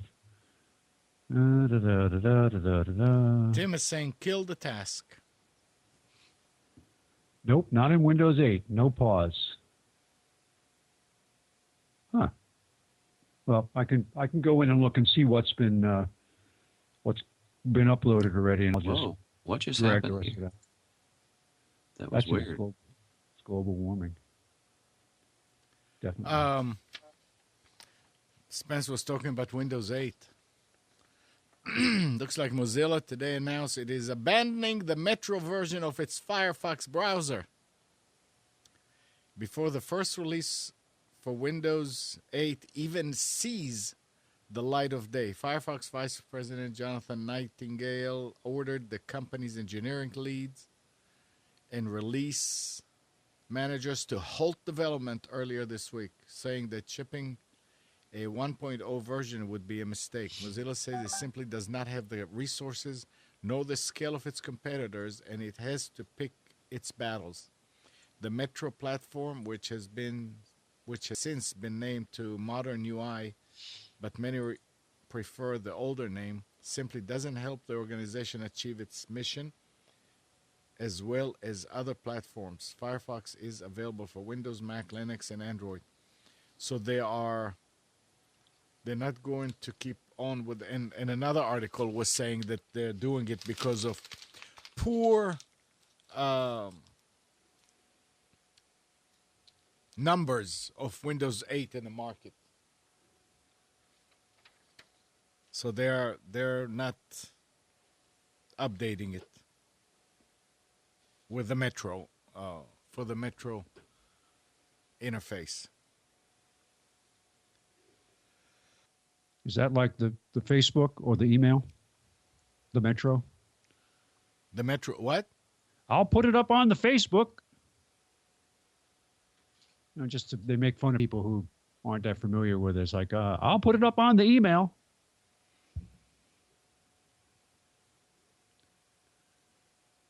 I'm actually going out to buy a Windows 8 machine today, a laptop for my aunt and uncle in Florida, who got very frustrated. I'm trying to give them some information about what to buy. They need to replace the laptop, and I said, well, you can get an entry level laptop for something like $250 to $279. And my aunt just said, you know what? Spencer, would you mind just picking it up for us? Because I was going to set it up with Classic Shell. Spencer, yeah, I'll go get it. Spencer, are you finding ways to stop that? I did. I stopped it. I just deleted everything in the folder. So let's see your video. That works really good. Well, no, it's back. I didn't turn it off. No, it's not. We're still seeing the ape. Well, XSplit is showing my video. Let me look at Skype. What happened? Oh, I didn't pause the video. That's weird. Who did that? Well, it still looks bad. What is it? No, it's on. It should be okay. All right, specials. Bruce, are you talking to us? Yeah, I'm sorry. I had potted my mixer down. Yeah, it happened about 3 or 4 minutes ago. Mike's video went away, Spencer's went away, and mine went away. And it put the red hash mark across the video camera, and I had to manually click it to bring it back. So are you saying that Mike is really... his video is is a Skype issue. Oh. They heard us bad-mouthing Microsoft, so they... All right. There. So, yeah, your video is not as good as it was in the beginning of the show, but it's okay. Well, if you can hear me all right. Yeah. Yeah, Mike's video is working. All right. All right, here we go. Specials. We've got a couple of deals at H.H. Gregg. 15.6-inch Dell i3 laptop for $399.99. They've got an Asus 7-inch 16-gig Android tablet from $149.99. Office Max has a Epson Workforce Color Inkjet printer scanner fax copier with two-sided printing for $149.99. Save $100. They've got an Asus Celeron laptop. This is the one I was interested in. I'm checking out the reviews. 15.6-inch for $259.99, save $120. PNY flash drives, 8 gig for $799, save $12. 16 gig for $999, save $20. 32 gig for $1999, save $20. They got a wireless Canon printer scanner copier inkjet with two-sided printing for $49.99. Save $30. HP 10.1-inch A4 touchscreen laptop, $269.99. Save $30. HP 15.6-inch i5 touchscreen laptop, $549.99. Save $200. They have a Toshiba portable USB 3.0 1 terabyte drive for $74.99. Save $25. 2 terabytes for $119.99. Save $30. 20-inch LED monitor for $89.99, save $20. 22-inch for $109.99, save $20. 23-inch for $139.99, save $50. And they also have the Motorola Extreme cable modem. And I didn't have the model number in there, but there aren't too many of these. $89.99, save $10. There is also another one out there that does support high speed at Best Buy, which I'll mention later, which is a little bit cheaper. That's all at Office Max. At Staples, Asus 15.6-inch Celeron laptop, $249.99, save $150. HP 15.6-inch AMD A4 touchscreen for $379.99, save $50.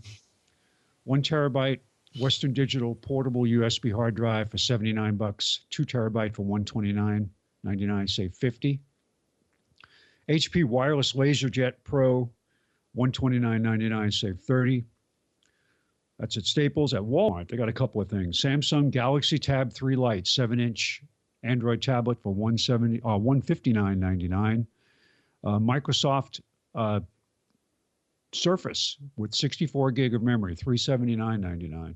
Wouldn't normally recommend that, but it's such a good price.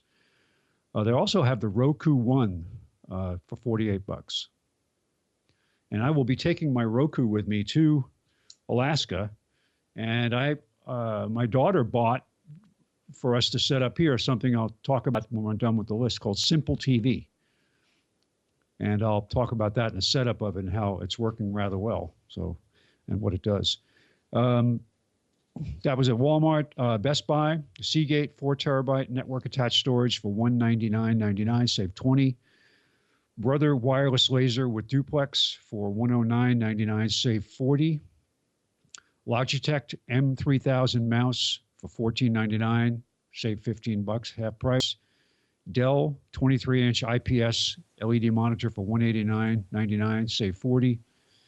Toshiba 15.6-inch AMD A6 laptop, $329.99. That's the one I'm going to go with if the other Asus one I was looking at doesn't have I'll go look at it, and if I'm not happy with the physical layout or the feel of it, I'm going to go with this one. That's at Best Buy. Office Depot. Toshiba 15.6 A6 touchscreen laptop for $399.99, save $180. Brother Business Mono Laser with duplex, $199.99, save $50 plus a $50 trade-in credit. So you could get it for $149. 17.3-inch Toshiba A6 for $429.99, save $100. And while I flip the page, Surfboard SB6121 cable modem from Motorola, $69.99. I think we're going to get this because we just switched from Earthlink to Time Warner, and the Time Warner rental fee. What are you paying a month, Mike? Or did you buy yours? I bought my modem. You did, because I'm going to buy one, because I think my daughter said that they're telling her $10 a month. I thought it was $7 or $6. Well, Nick just checked his. Nick's, I believe, was $6 a month, so he just purchased his own modem, and he did get it installed. I have no idea. I haven't heard anything from him. I don't know if it's working well. Have you heard, Amnon? It's working for him. I mean, he's. But happy is it working any better? Did it Yeah. solve a problem he was having with his other modem? So far, he said that he actually got a little bit more higher speed. Well, that's going to be pretty irrelevant. Yeah. The question is consistency. So far, it's good, but Good. it's only been 2 days. Right. Well, my improvement was immediate. Yeah, I'm on actually a very old Motorola cable modem that's been here for many years. It's going to be good to upgrade, plus Well, I'm to confused. kill off the cost. Did you say you did or did not upgrade to 5 megabit? I didn't upgrade to 5 up, not yet. Okay. We're paying for the. We were on Earthlink for all this time, Right. and my daughter switched over to Time Warner, and they actually switched us over as we were on the phone. Right, because you've got a DOCSIS 2.0 modem, which will not give you the high speed. Right.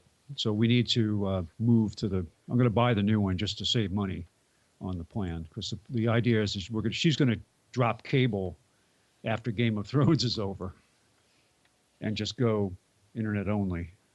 And if you interesting. are in Raleigh or in the Triangle area, well, Raleigh, Cary, because of that announcement by RTS Fiber, RST, I'm not going to renew anything with Time Warner for a year or 2 years until we see what happens with that, because they say they're coming to Raleigh in 60 days. I don't understand this 1 to 2 year renewal. I'm on month to month and paying less than $50 a month for internet. Well, the 2 years they always give you a better deal. I mean, Are I you don't paying know, less than $48? I don't know that they're going to. I mean, I'm paying more on a 2 year.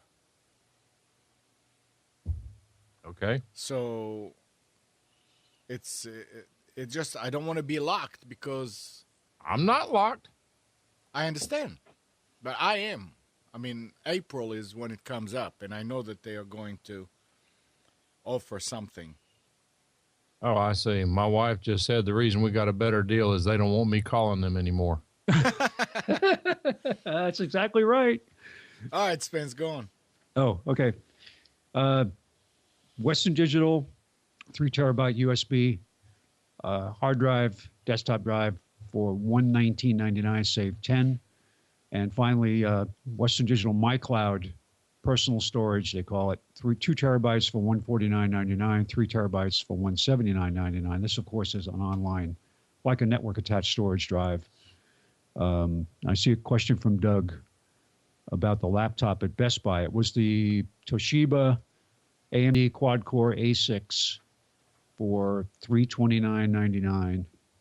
And the only reason I'm going with this is I'm looking at the reviews on the Asus Celeron, and most everybody's comments were, it works fine for what I'm doing, but it's a bit slow.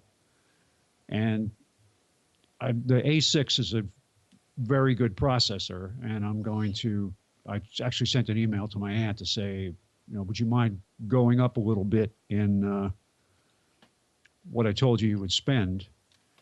And I'll see I haven't gotten an answer back yet. I'm probably going to call them. But I'll go take a look at this Asus one at Staples, and then I'll make a decision. But that's it for the list. I mentioned Simple TV, and what Simple TV is it is a box. It's got some of the attributes of Slingbox. It's got some of the attributes of TiVo and things like that. But it is a box that does not have storage. It's got a USB port. So you provide the storage with a USB drive. And it comes in a single and 2 tuner versions and will work with both digital cable and digital over the air. So you can set it up. When you create your account, you put in your address. And in my case, I have it hooked up now to the cable. And so I selected Time Warner Cable, and it builds a directory, and then it goes out and looks at the channels and it finds all the channels and lists them. So I have 2 options. I can watch a live channel, stream to my device. It streams to Android devices, iOS devices, to a web browser, or to Roku. They have a Roku app. And I can watch live television, I guess a lot like Slingbox would allow me to do. Does not work with the cable box. Now, Slingbox will work with your cable box and get you the stations that are encrypted, whereas this will not. But what we're looking for to do specifically is to record network shows, and in this case, they're over-the-air shows, and let us watch them later. And so far, it's been working great. I have the app on my iPhone, I have the app on my iPad, and I've watched it on Roku. And how much did you say it was? I think it was like $139. Yeah, I'm on the Simple TV website, and the Simple TV 1, Basic, Premier, and Premier Lifetime all show as sold out. Then you've got the Simple.TV by Silicon Dust, which is a dual tuner that shows some availability there. The reviews were that the dual tuner one was not living up to its expectations. Mm-hmm. And it could be a horsepower issue, it could be a code issue, but the single tuner one was like, works great, does what I want it to do. Yeah. You can watch one show while another is being recorded. But the dual one would be great, but we didn't go with that one. So we went with the single one.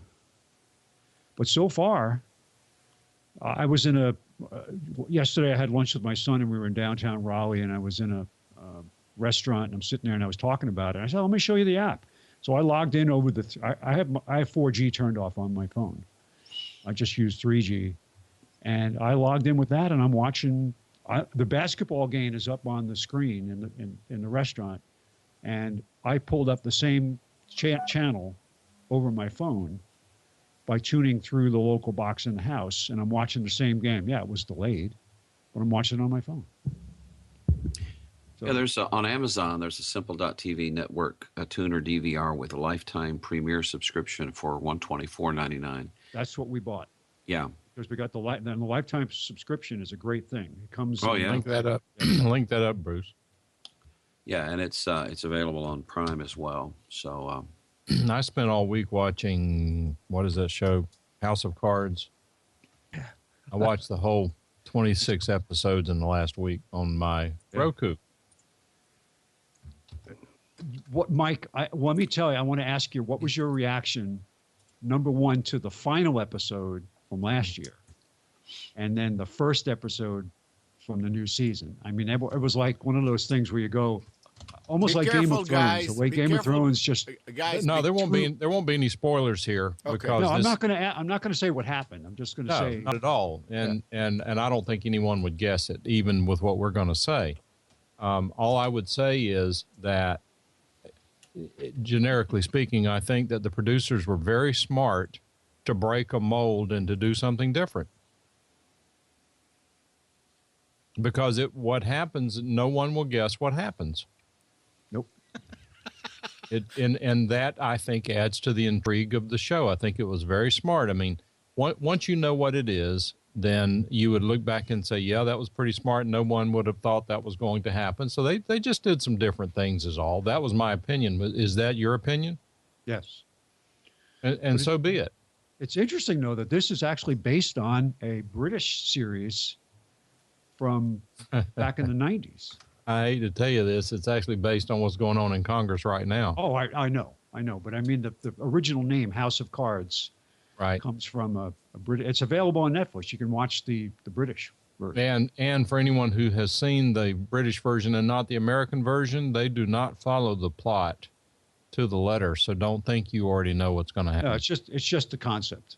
They follow the concept of a person. And I did, after I finished, I did some reading on the subject to learn some things about it. And it's very interesting what they did. It's very interesting how it was handled. Did you see that post? Who put that post? Can't hear you. Brent. About a Boeing 777 being sold in Vietnam on Craigslist. Does it say what condition it's in? Somebody has a good sense of humor, but it's kind of Sick. yeah. Yeah, it says in great condition. One of the things that I noticed on this Roku, whenever I would hit the pause or the jump back button, whatever that's called, it would actually go into a lower resolution mode. And after about 5, 6, 7, 8 seconds, it would jump back into 1080. It would be blurry for a few seconds when every time you jump back. I don't know what causes that. I know YouTube does the same thing, but I don't know why this unit would do that. by the way, there's a Simple TV app for the Roku as well. It's kind of interesting. Yes. Yeah, and I've used it. It's actually quite good. Yeah. I mean, it uses the Roku interface. So it's going to look like the well- player from Netflix and the Yeah. player from... I bought the original Sling box, and it's over at my somebody else has it right now. I have access to it, but this Simple TV is very competitively priced against some of these the newer Sling box prices, which are very expensive. Well, I guess the difference is, though, that it will not work with the cable box. It's not, Right. you can't, like Slingbox lets you tune the cable box, correct? Right. Yeah, so this doesn't do that. This is only the clear QAM channels are available if you hooked up the cable. And even then, I found that while it found about 70 channels, it only lets me view about 20 of them. And this is an open issue on the forum, Simple TV forum, that something changed in the code that you can recognize the digital channel number, but won't let you tune to it. Even though, and I tried it. So I haven't hooked up my TV to the cable directly. Let me do that. And I I let it find all the channels, and it discovered 40-something analog channels, 50-something digital channels, and I could watch them all, and there's no issue. But the simple TV box won't do it, but I don't know why. I just bought a new TV, and it went through the same thing. When you do a channel scan. Yeah, Time Warner's still putting out channels on analog. Right. Well, for example, whenever you have just the coax connection going straight into your TV, you can go to 5.1, 5.2, 5.3 and pick up the HD channels for now. As soon as they can get away with it, they're going to, I'm sure, get rid of that. Yeah. But for now, they are putting the HD local channels on there for part of your regular subscription. We have a problem with that, Mike. Like that. The volume is way low on the HD channels. It's fine on ours. You must be doing something wrong. Maybe I need to look and see why it's doing this. But since last Thursday or Wednesday when they redid the channels, a lot of the channels now that were analog are actually HD. Right. So that's nice. If you don't have a box, they're still analog. They're just doing a conversion at the head end, because your analog TV is not converting a digital signal to analog. It's how they're encoding them, but they also have they have analog and digital on the same coax. Well, I remember, in the bedroom, it's the coax going directly into the TV. Right. Any channel you see there is an analog channel. It starts digital, but they're converting it to analog. And that's what I am saying. At some point, you're going to get a letter or an email saying that you're no longer going to be able to connect directly to the TV. You'll have to have a converter, because all of our channels will be digital and there will be no more analog channels. So you're saying that they're just changing the aspect ratio on all those channels that suddenly now fill the screen? Correct. Well, it depends. Now, if they are sending an analog HD, if you go to 5.1, let me back up a step. If you go to 3, it used to show letter boxed. It doesn't do that anymore. Well, what I'm saying to you is that if you go to channel 5.1, right, that is a digital channel. Right. If you go to channel 3, that is an analog channel. So that's what I'm saying. So they just took that letterboxed and changed it to fill the screen, which it's now 16:9. Well, some of them don't fill the screen, so I don't know.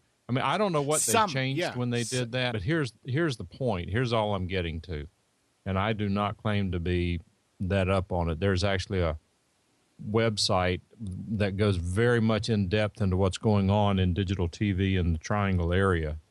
I can find the website if you're interested in it. No. What I'm saying is that if you've got a 10-year-old TV, you connect the coax to that TV, any channel you see is analog. But what about an HD TV? Well, it's got a digital receiver in it. Yeah. If it has the 0.1 channels. It does. But you also see, never mind. That's not actually, it's a good point. Here's something I don't know. And in fact, I had marked this to go back and read up on it because I'm curious. It doesn't really make any difference.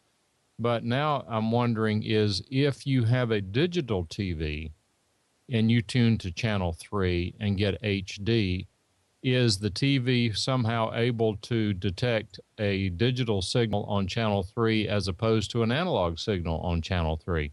See, the channel numbers in digital really don't mean anything. They're just for convenience. Right.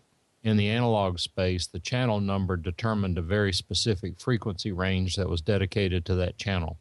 Digital doesn't work that way. There may be a way, and I'll find this site.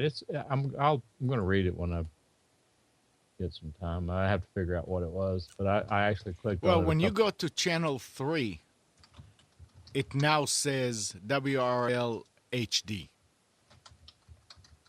It did not used to say that. It used to say just WRL, and then 5.1 would say RL HD. Right. And it may be what I just said. It may be that a digital TV can go to channel 3 and say that there's an analog and a digital. I choose digital. Yeah. Okay. Yeah. That's what I'm guessing. I've not read that anywhere, and I don't know that to be true. Look what RT put there in the chat, Mike. Something about cable companies cannot force you to purchase digital TV. FCC permissions forbid it. At this point in time. Yeah. Well. And I never said that I said at some point they will require. You wait and see. Just mark my words. Go read that book I told you about, and then we'll talk about it.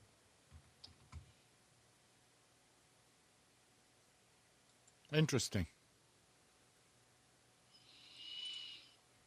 All I know is that even with the box in the living room, if you go to channel 3 or 12 something, which is WRL, it's exactly the same picture. Well, there's no difference. The new since they redid the channels now, yeah, they're supposed to be going away from having the two channels existing in the lower range and upper range, that the device will automatically detect HD capability and tune HD. This is the way cable was in New York for years. Well, that's what I was just saying. Yeah. Oh, I'm sorry, I was gone. Oh, okay. No, I was saying, I'm glad you brought it back up, because I was only speculating. I was not aware. But what the summary of what I was trying to say is that if you have a 10-year-old TV and you plug it into cable and you see video, that's an analog signal. The old TV doesn't have any way to receive digital. It's not there. Right. But then Amnon is saying that I didn't realize, because Amnon normally has 20-year-old technology on stuff, but he was telling me that he's got a digital TV.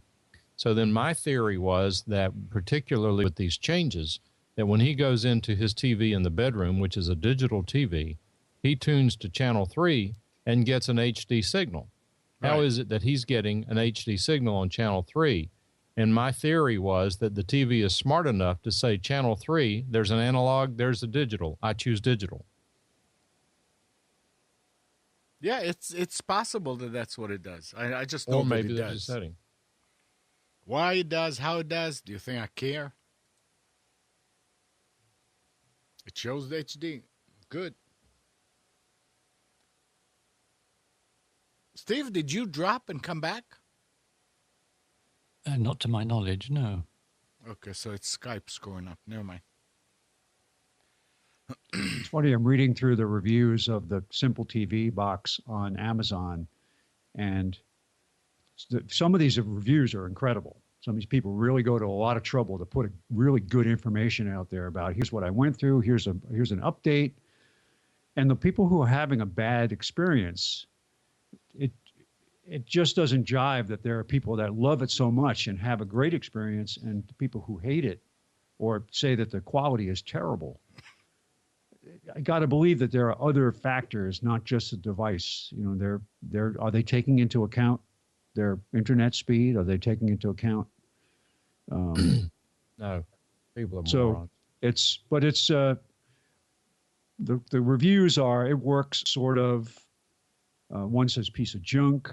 Other people, I love it. It works great, but as a catch, it's not for the works great, but you really have to be determined to get it to work. I didn't run into any issues. But then again, I do this a lot, but I really thought it was actually very simple. I'm sorry, I don't mean to play on words. That's not what I meant. It was not very painful at all to do it. Now today I was going to try, or I don't know if it'll be today.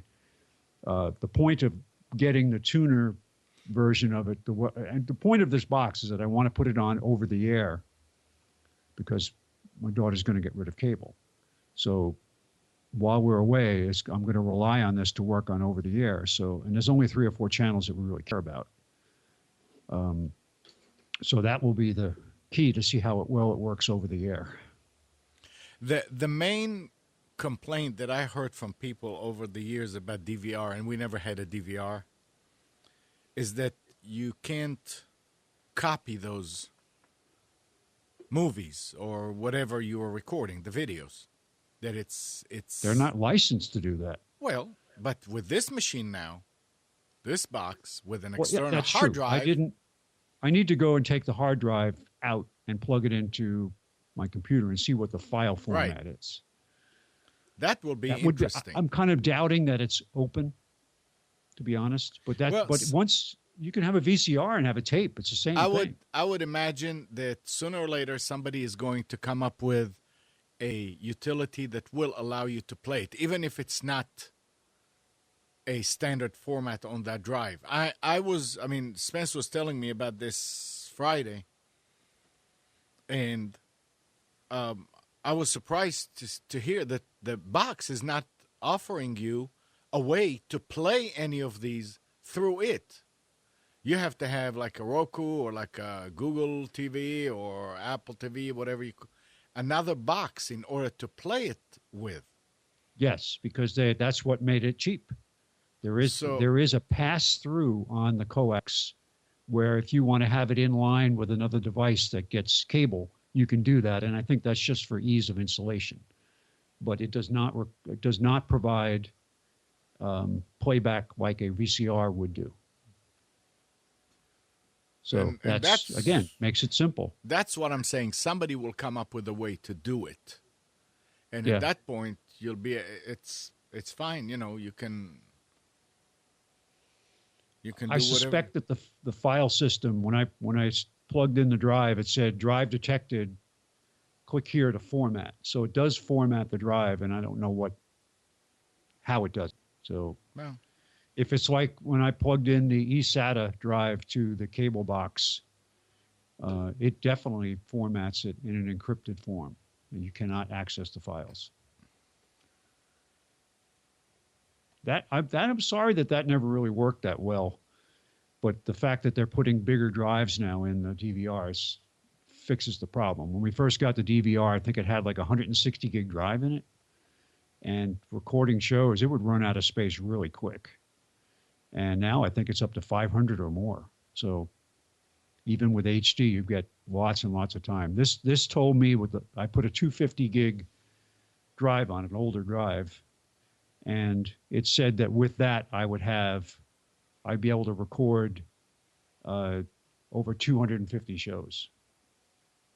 So it's of 10 minutes it's each. saying one gig per hour, apparently, or something like that. I don't know what their formula is, but that's more than enough. I may put in a better drive because this thing is the one it's on now is quite old. I may Well, upgrade MP4 to- is about a gig an hour. Yeah, so let's see, what could I do now? I could actually I use a Oh, high I'm page TV stick for mine, and that's watchable through Windows Media Center. If you don't get on Windows 8, admittedly, you could have to buy extra, but it's on Windows 7, and they are all playbackable on Videoland client VLC.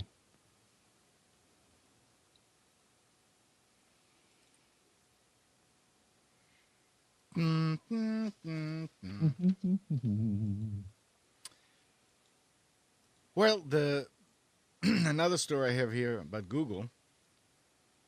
Google is facing investigation by the Competition Commission of India and potentially faces fines up to 10% of its 3-year average turnover.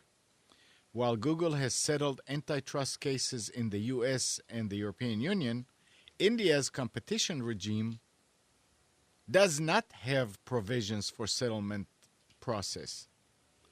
From the Time of India article linked, the complaint against Google, also one of the world's most valued company, was first filed by advocacy group CUTS International way back in late 2011. Later, matrimonial website matrimony.com also filed a complaint referring to Google's settlements with the European Commission.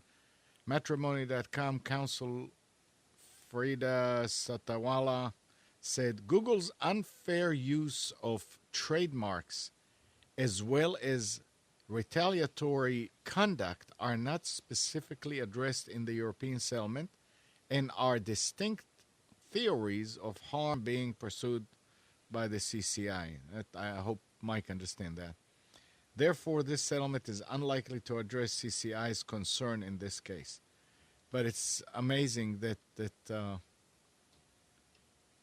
there are situations at this day and age that Google can find themselves in a situation where they get sued over something that,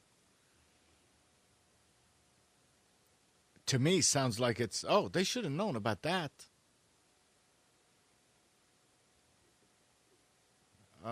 But I guess when you have money, hey.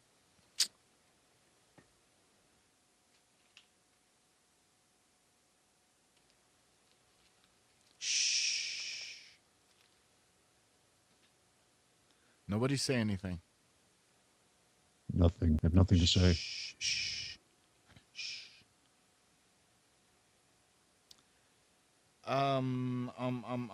What?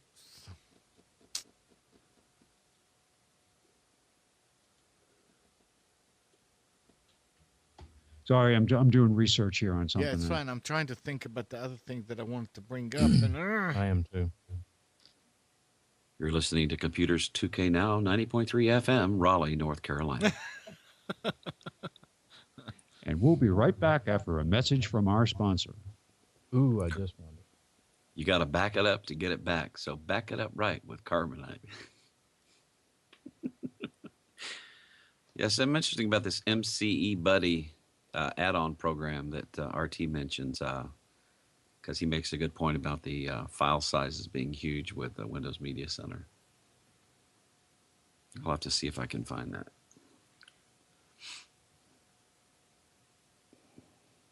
Funny, the other day when I was hooking up that Simple TV box, I had another coax that was there behind the television coming out of the splitter. And what was it connected to but the computer I have on the floor next to the TV? Mm-hmm. And that was my attempt to run Media Center, different tuners and all that, and all the stuff I did and all the heartache I went through to try to get it to work right. It never worked right. Yeah, it did. No, it was still choppy, though. I mean, it did what it was supposed to do, but I was never really happy with it. That was because your internet was like 512. No, it wasn't that. It wasn't that. This is recording cable. It's not recording over the internet. I put in a cable-ready digital tuner, HD tuner. Was it Hauppauge TV? And it just, I kept upgrading the machine. I went from a dual core to, that's why I built that quad core originally, or the triple core one. And it just never performed as good as it could. And I played with drivers and video cards and just, I said, and that's when the DVR was available. And I said, why am I doing this? So, but that coax was still there, and I pulled it back and plugged it into the Simple TV and used that instead. And? No, I'm saying it just does what I want it to do without all the nonsense. And when you want to use the Media Center PC, you have all the issues that go along with maintaining the upgrades and virus protection and all the other stuff that you have to do with the computer. And that's the only thing I was using it for, maybe browsing on screen. But now I have Ubuntu 13 on it, and whenever we need to stream something, a lot of times Pam will watch, my daughter's Emily is a choreographer, and we'll go to these dance contests, and they'll stream it. So we'll be able to watch. We'll have the schedule and say, well, we'll see all Emily's dances. And we watch it now. Before the experience when we were using Windows 7 was, and I can't explain why. I've tried different browsers. It just never worked right. Now that I'm using the same identical hardware with Ubuntu and the Firefox browser that it comes with, and the Flash, however they support Flash player, it worked great. And we're putting it up on a 41-inch screen. And the quality is actually quite good. All right. So, no, I'm just saying it for the simplicity of it, for what we're using it for, using Ubuntu, very simple. All we care about is launching the browser and finding a site. Never had to deal with browser issues or drivers or add-ins or anything. It was all there. But that's not for people who would struggle. It's you may run into something that would be a showstopper and just not know what to do. And I did add the Skype client, although the Skype client on Linux leaves a lot to be desired. Showstopper? Yeah, pretty much. Nope. Pretty much. No, from what I can see, no video support. Just voice. Hmm. I might be wrong, but from what I can see, it didn't.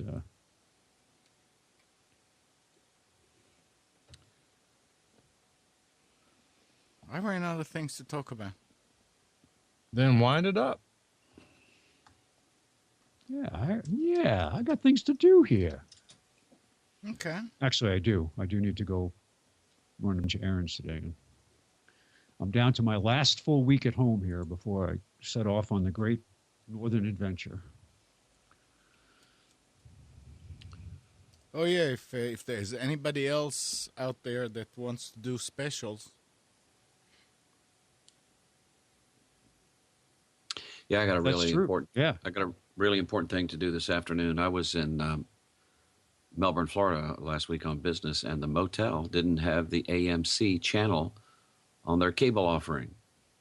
So I had to download the episode I missed of The Walking Dead, and I've got to watch it this afternoon before I catch up this evening. So, Oh yes, you got to do that. by the way, easytv.it, great place to find good recordings of shows you may have missed. I know what I was going to bring up too. Yeah. On Dave's weekly computer tips, he was talking about, he was mentioning something called Popcorn Time. When I went to read it, it's supposedly a site where you can get all kind of videos and content, and it's free. Going to read about it on the net, every place I go to says that, okay, it came to an end. It was a nice experiment. So I went back to his newsletter and I think, well, he's announcing it like it just started, but in reality, it's. Yeah, the thing is, he announced it over. 3 days after it was announced, so it's already over by then. Yeah. Although it's not actually over because Wi-Fi Torrents is going to carry it on. Because they don't give a damn.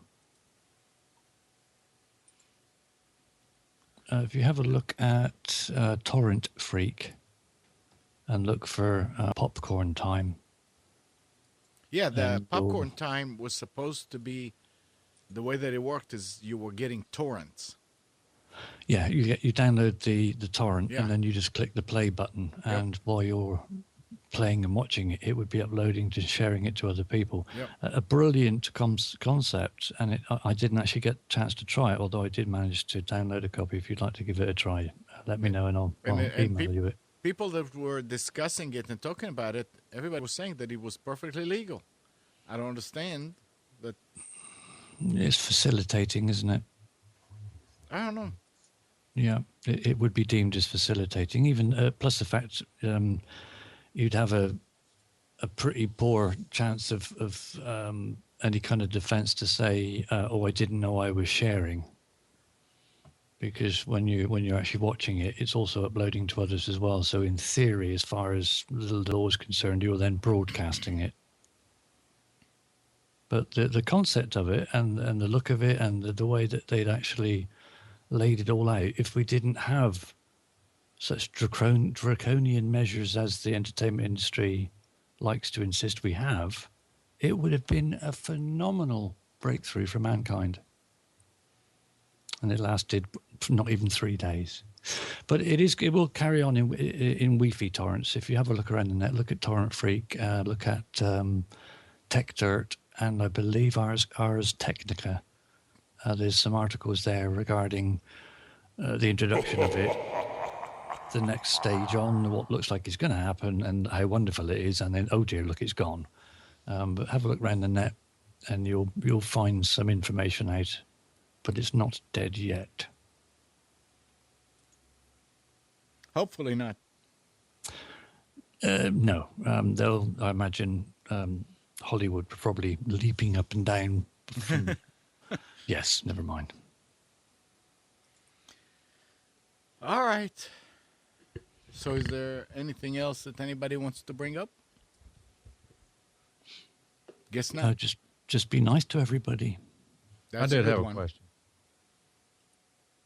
How is it that these cyber squatters can register a domain name? Somebody doesn't renew it. They register the domain name and add privacy to the domain name. How much do these guys, who are doing it in bulk, how much do you think they're able to get these domains with private registration for? You can get private registrations from any registrar. No, that's not the point. The point is, these guys who are doing these things in bulk, they've got to be their own registrar. But for example, a domain name that I would like to have, I'll just tell you, a buddy of mine didn't renew it. He missed the renewal, went to the wrong email account. He lost the domain name a couple of years ago.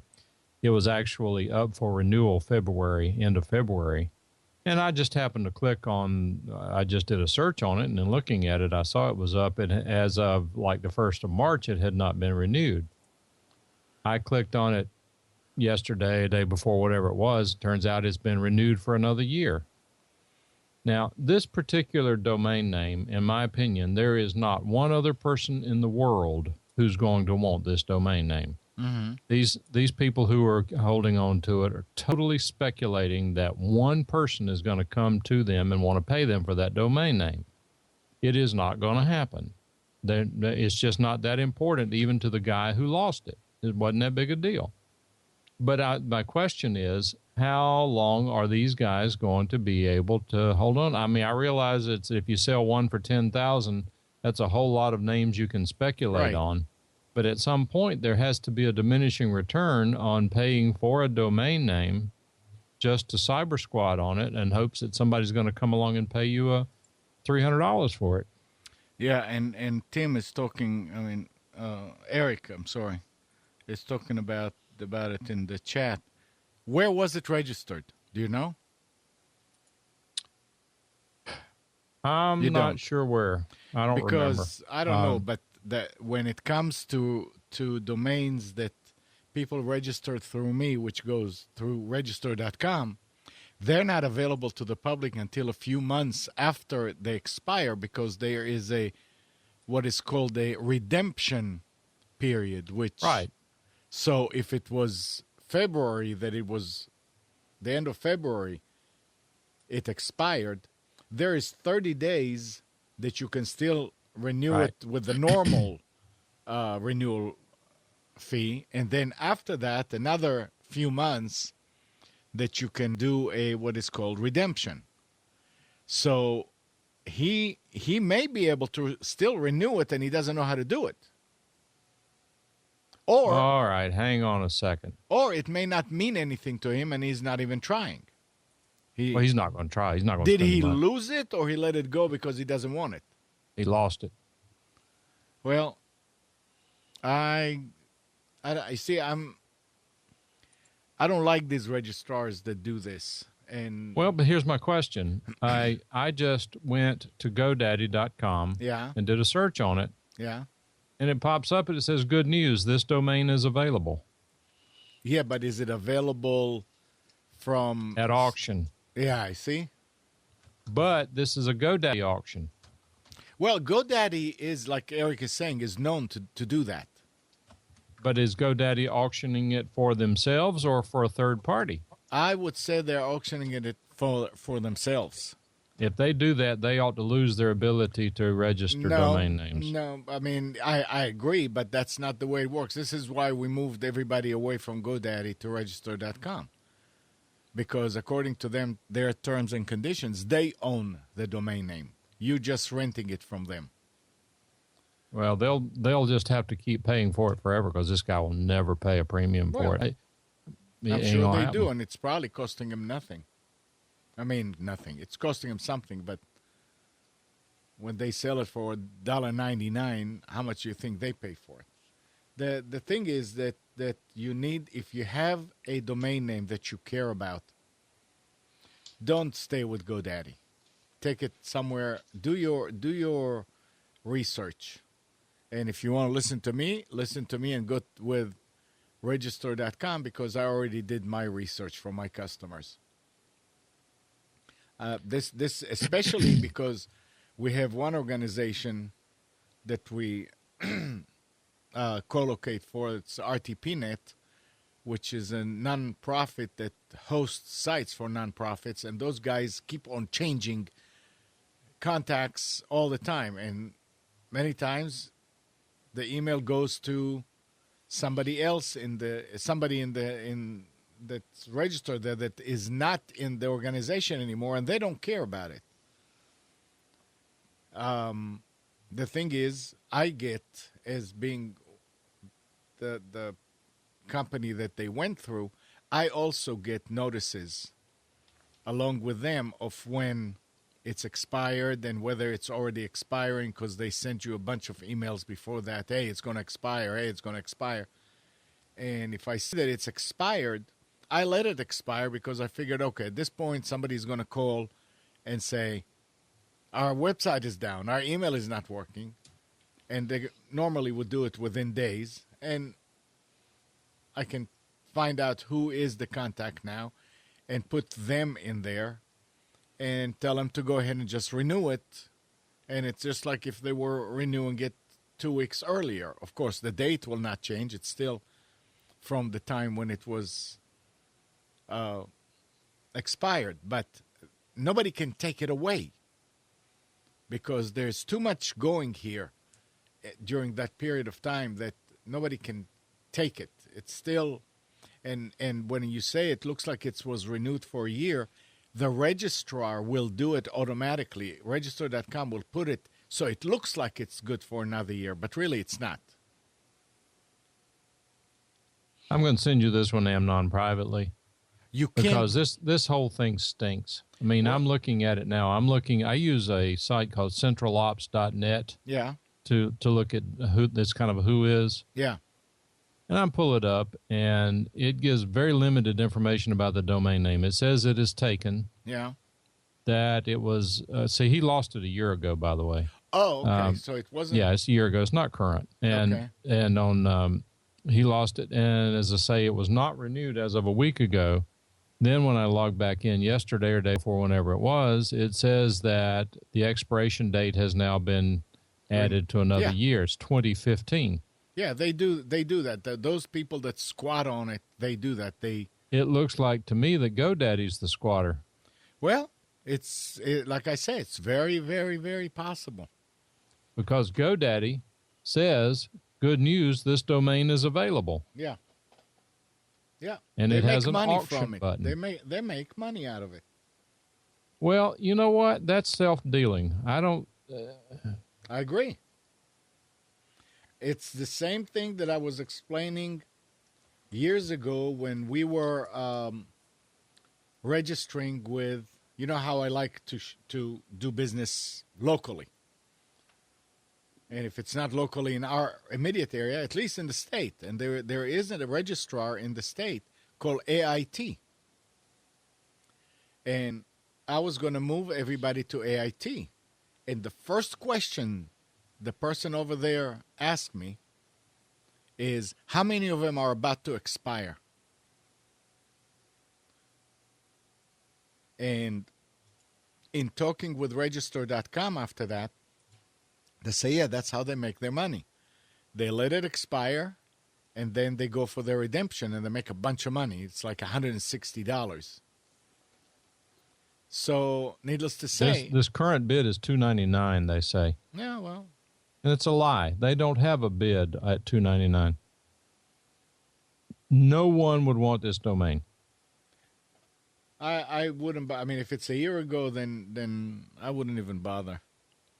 No, I'm not. I mean, if I could have registered it for the regular price, Yeah. I would have grabbed it and gotten it back for him just for the heck of it. Yeah, not after a year, you can't. But I mean, he has no goodwill built up in the name or anything like that. That's Good. why I brought up the point as a discussion relative to registering domains, not how to get this one back. Yeah. No, it's very. I mean, people always go for the cheap, and when you go for the cheap, you sort of like get what you pay for, and you could lose it unless you are. You keep up with it, and you know when it's about to expire, and you make sure that you renew it, because sometimes the automatic will not take. The credit card may have expired, so I would highly recommend people to go with a registrar a registrar that they can that they know will work with them afterwards. And so What's far, interesting is that there is a better domain name than this one that he did register. So I mean, that's why it's not a problem. That's fine. Yeah. But there's also another domain name that is perfect that someone already has. Yeah. And believe it or not, I have been emailing with the guy who owns the perfect one, and he's considering what he would take for it. I mean, I see sometimes domains that were registered through me that people really don't want anymore. They just don't want it. So I will transfer ownership to me, to Delta Force, and keep it renewed because the name is good. Marshall had one that he didn't want anymore, is deedbook.com. I mean, that's something that somebody may want someday. So there are some that I would do like that and just, okay, I'll just keep it in case somebody would want it. But to go and get like anything that people, that's, if you have deep pockets, you can do that. If that's how you make your money, you can do that. I mean, it's a whole industry of people that know how to grab a domain that expired right when it becomes available to the public. You're muted, Spence. Yeah. Are you saying that I made a mistake by registering Obama for president? Yeah, it's going to matter a whole lot in 2016. Did you see? I mean, I was laughing my head off. He was somewhere this week doing a show with some comic show with some comedians in New York. And I don't know if it was Galifianakis? I don't know who it was. I mean, I never heard of the hosts. But the guy was asking him, and I don't know if it was planned or it was like that. And the host was saying, so, Mr. President, how does it feel to be the last black president? And he looked at him and he says, really? How would you like me to be the last president you talk with? I don't know if that was planned. Obama was reading a teleprompter, and he did not do a good job. He got pissed off along the way, and you could tell when he just started reading it without thinking about it. Yeah, I mean, I don't understand somebody was doing a show to actually go that was crossing a line, kind of. No, they knew the whole thing. They knew in advance what he was getting into. It was all worked out in advance. That's the way the show works. That's the way Galifianakis does it. He's well known, and he did nothing wrong. He did exactly what they knew he was going to do. So that was the person that asked the question? Yeah, Okay. I'm looking at it right now. Okay. Zach Galifianakis. His father was Nick Galifianakis, who This was is in Zach North Carolina. Galifianakis? Zach Galifianakis. I sold my Austin Healey to Zach Galifianakis about 20 years ago. It He could was be just- the same guy. His he was father just a was a kid. congressman in North Carolina. Yeah. Wow. Was it an Austin Healey Sprite or what model Yep, was it? it was a Sprite. Yeah.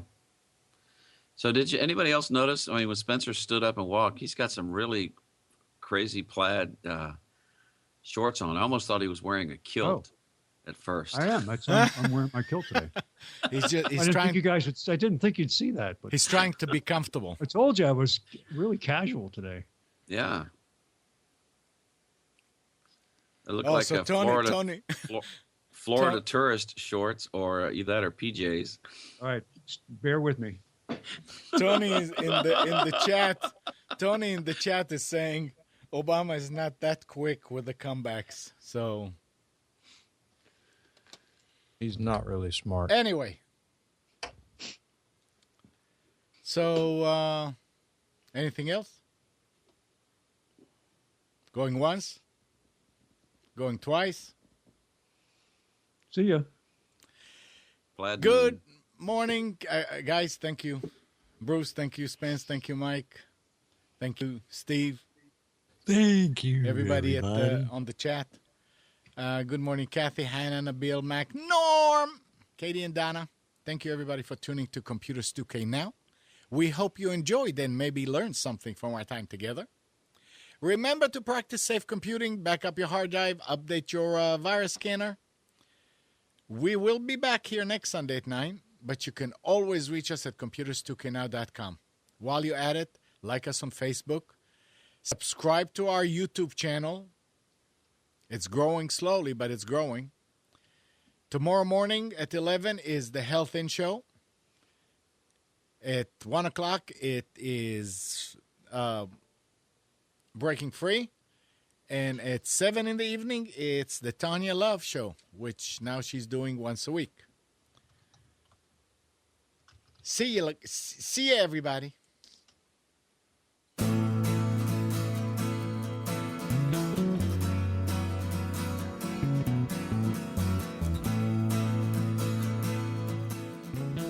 You are tuned to the Nissan Communications Network. Our weekly lineup of call-in programs includes Computers 2K Now with Amnon Nissan, Health In with Debbie Bruck, Breaking Free with Marilyn Shannon, Lessons of Vietnam with NCVVI members, The Tanya Love Show, Reawaken Your Brilliance with Julie Seibert, and if you tuned in too late, you can always watch each program in its entirety or download an MP3 audio file of it at www.nissancommunications.com. Sponsored by Atomus.com, makers of quality video recorders and converters for professionals. That VidBlasterGuy.com, CarolinaApparel.com, and DeltaForce.net.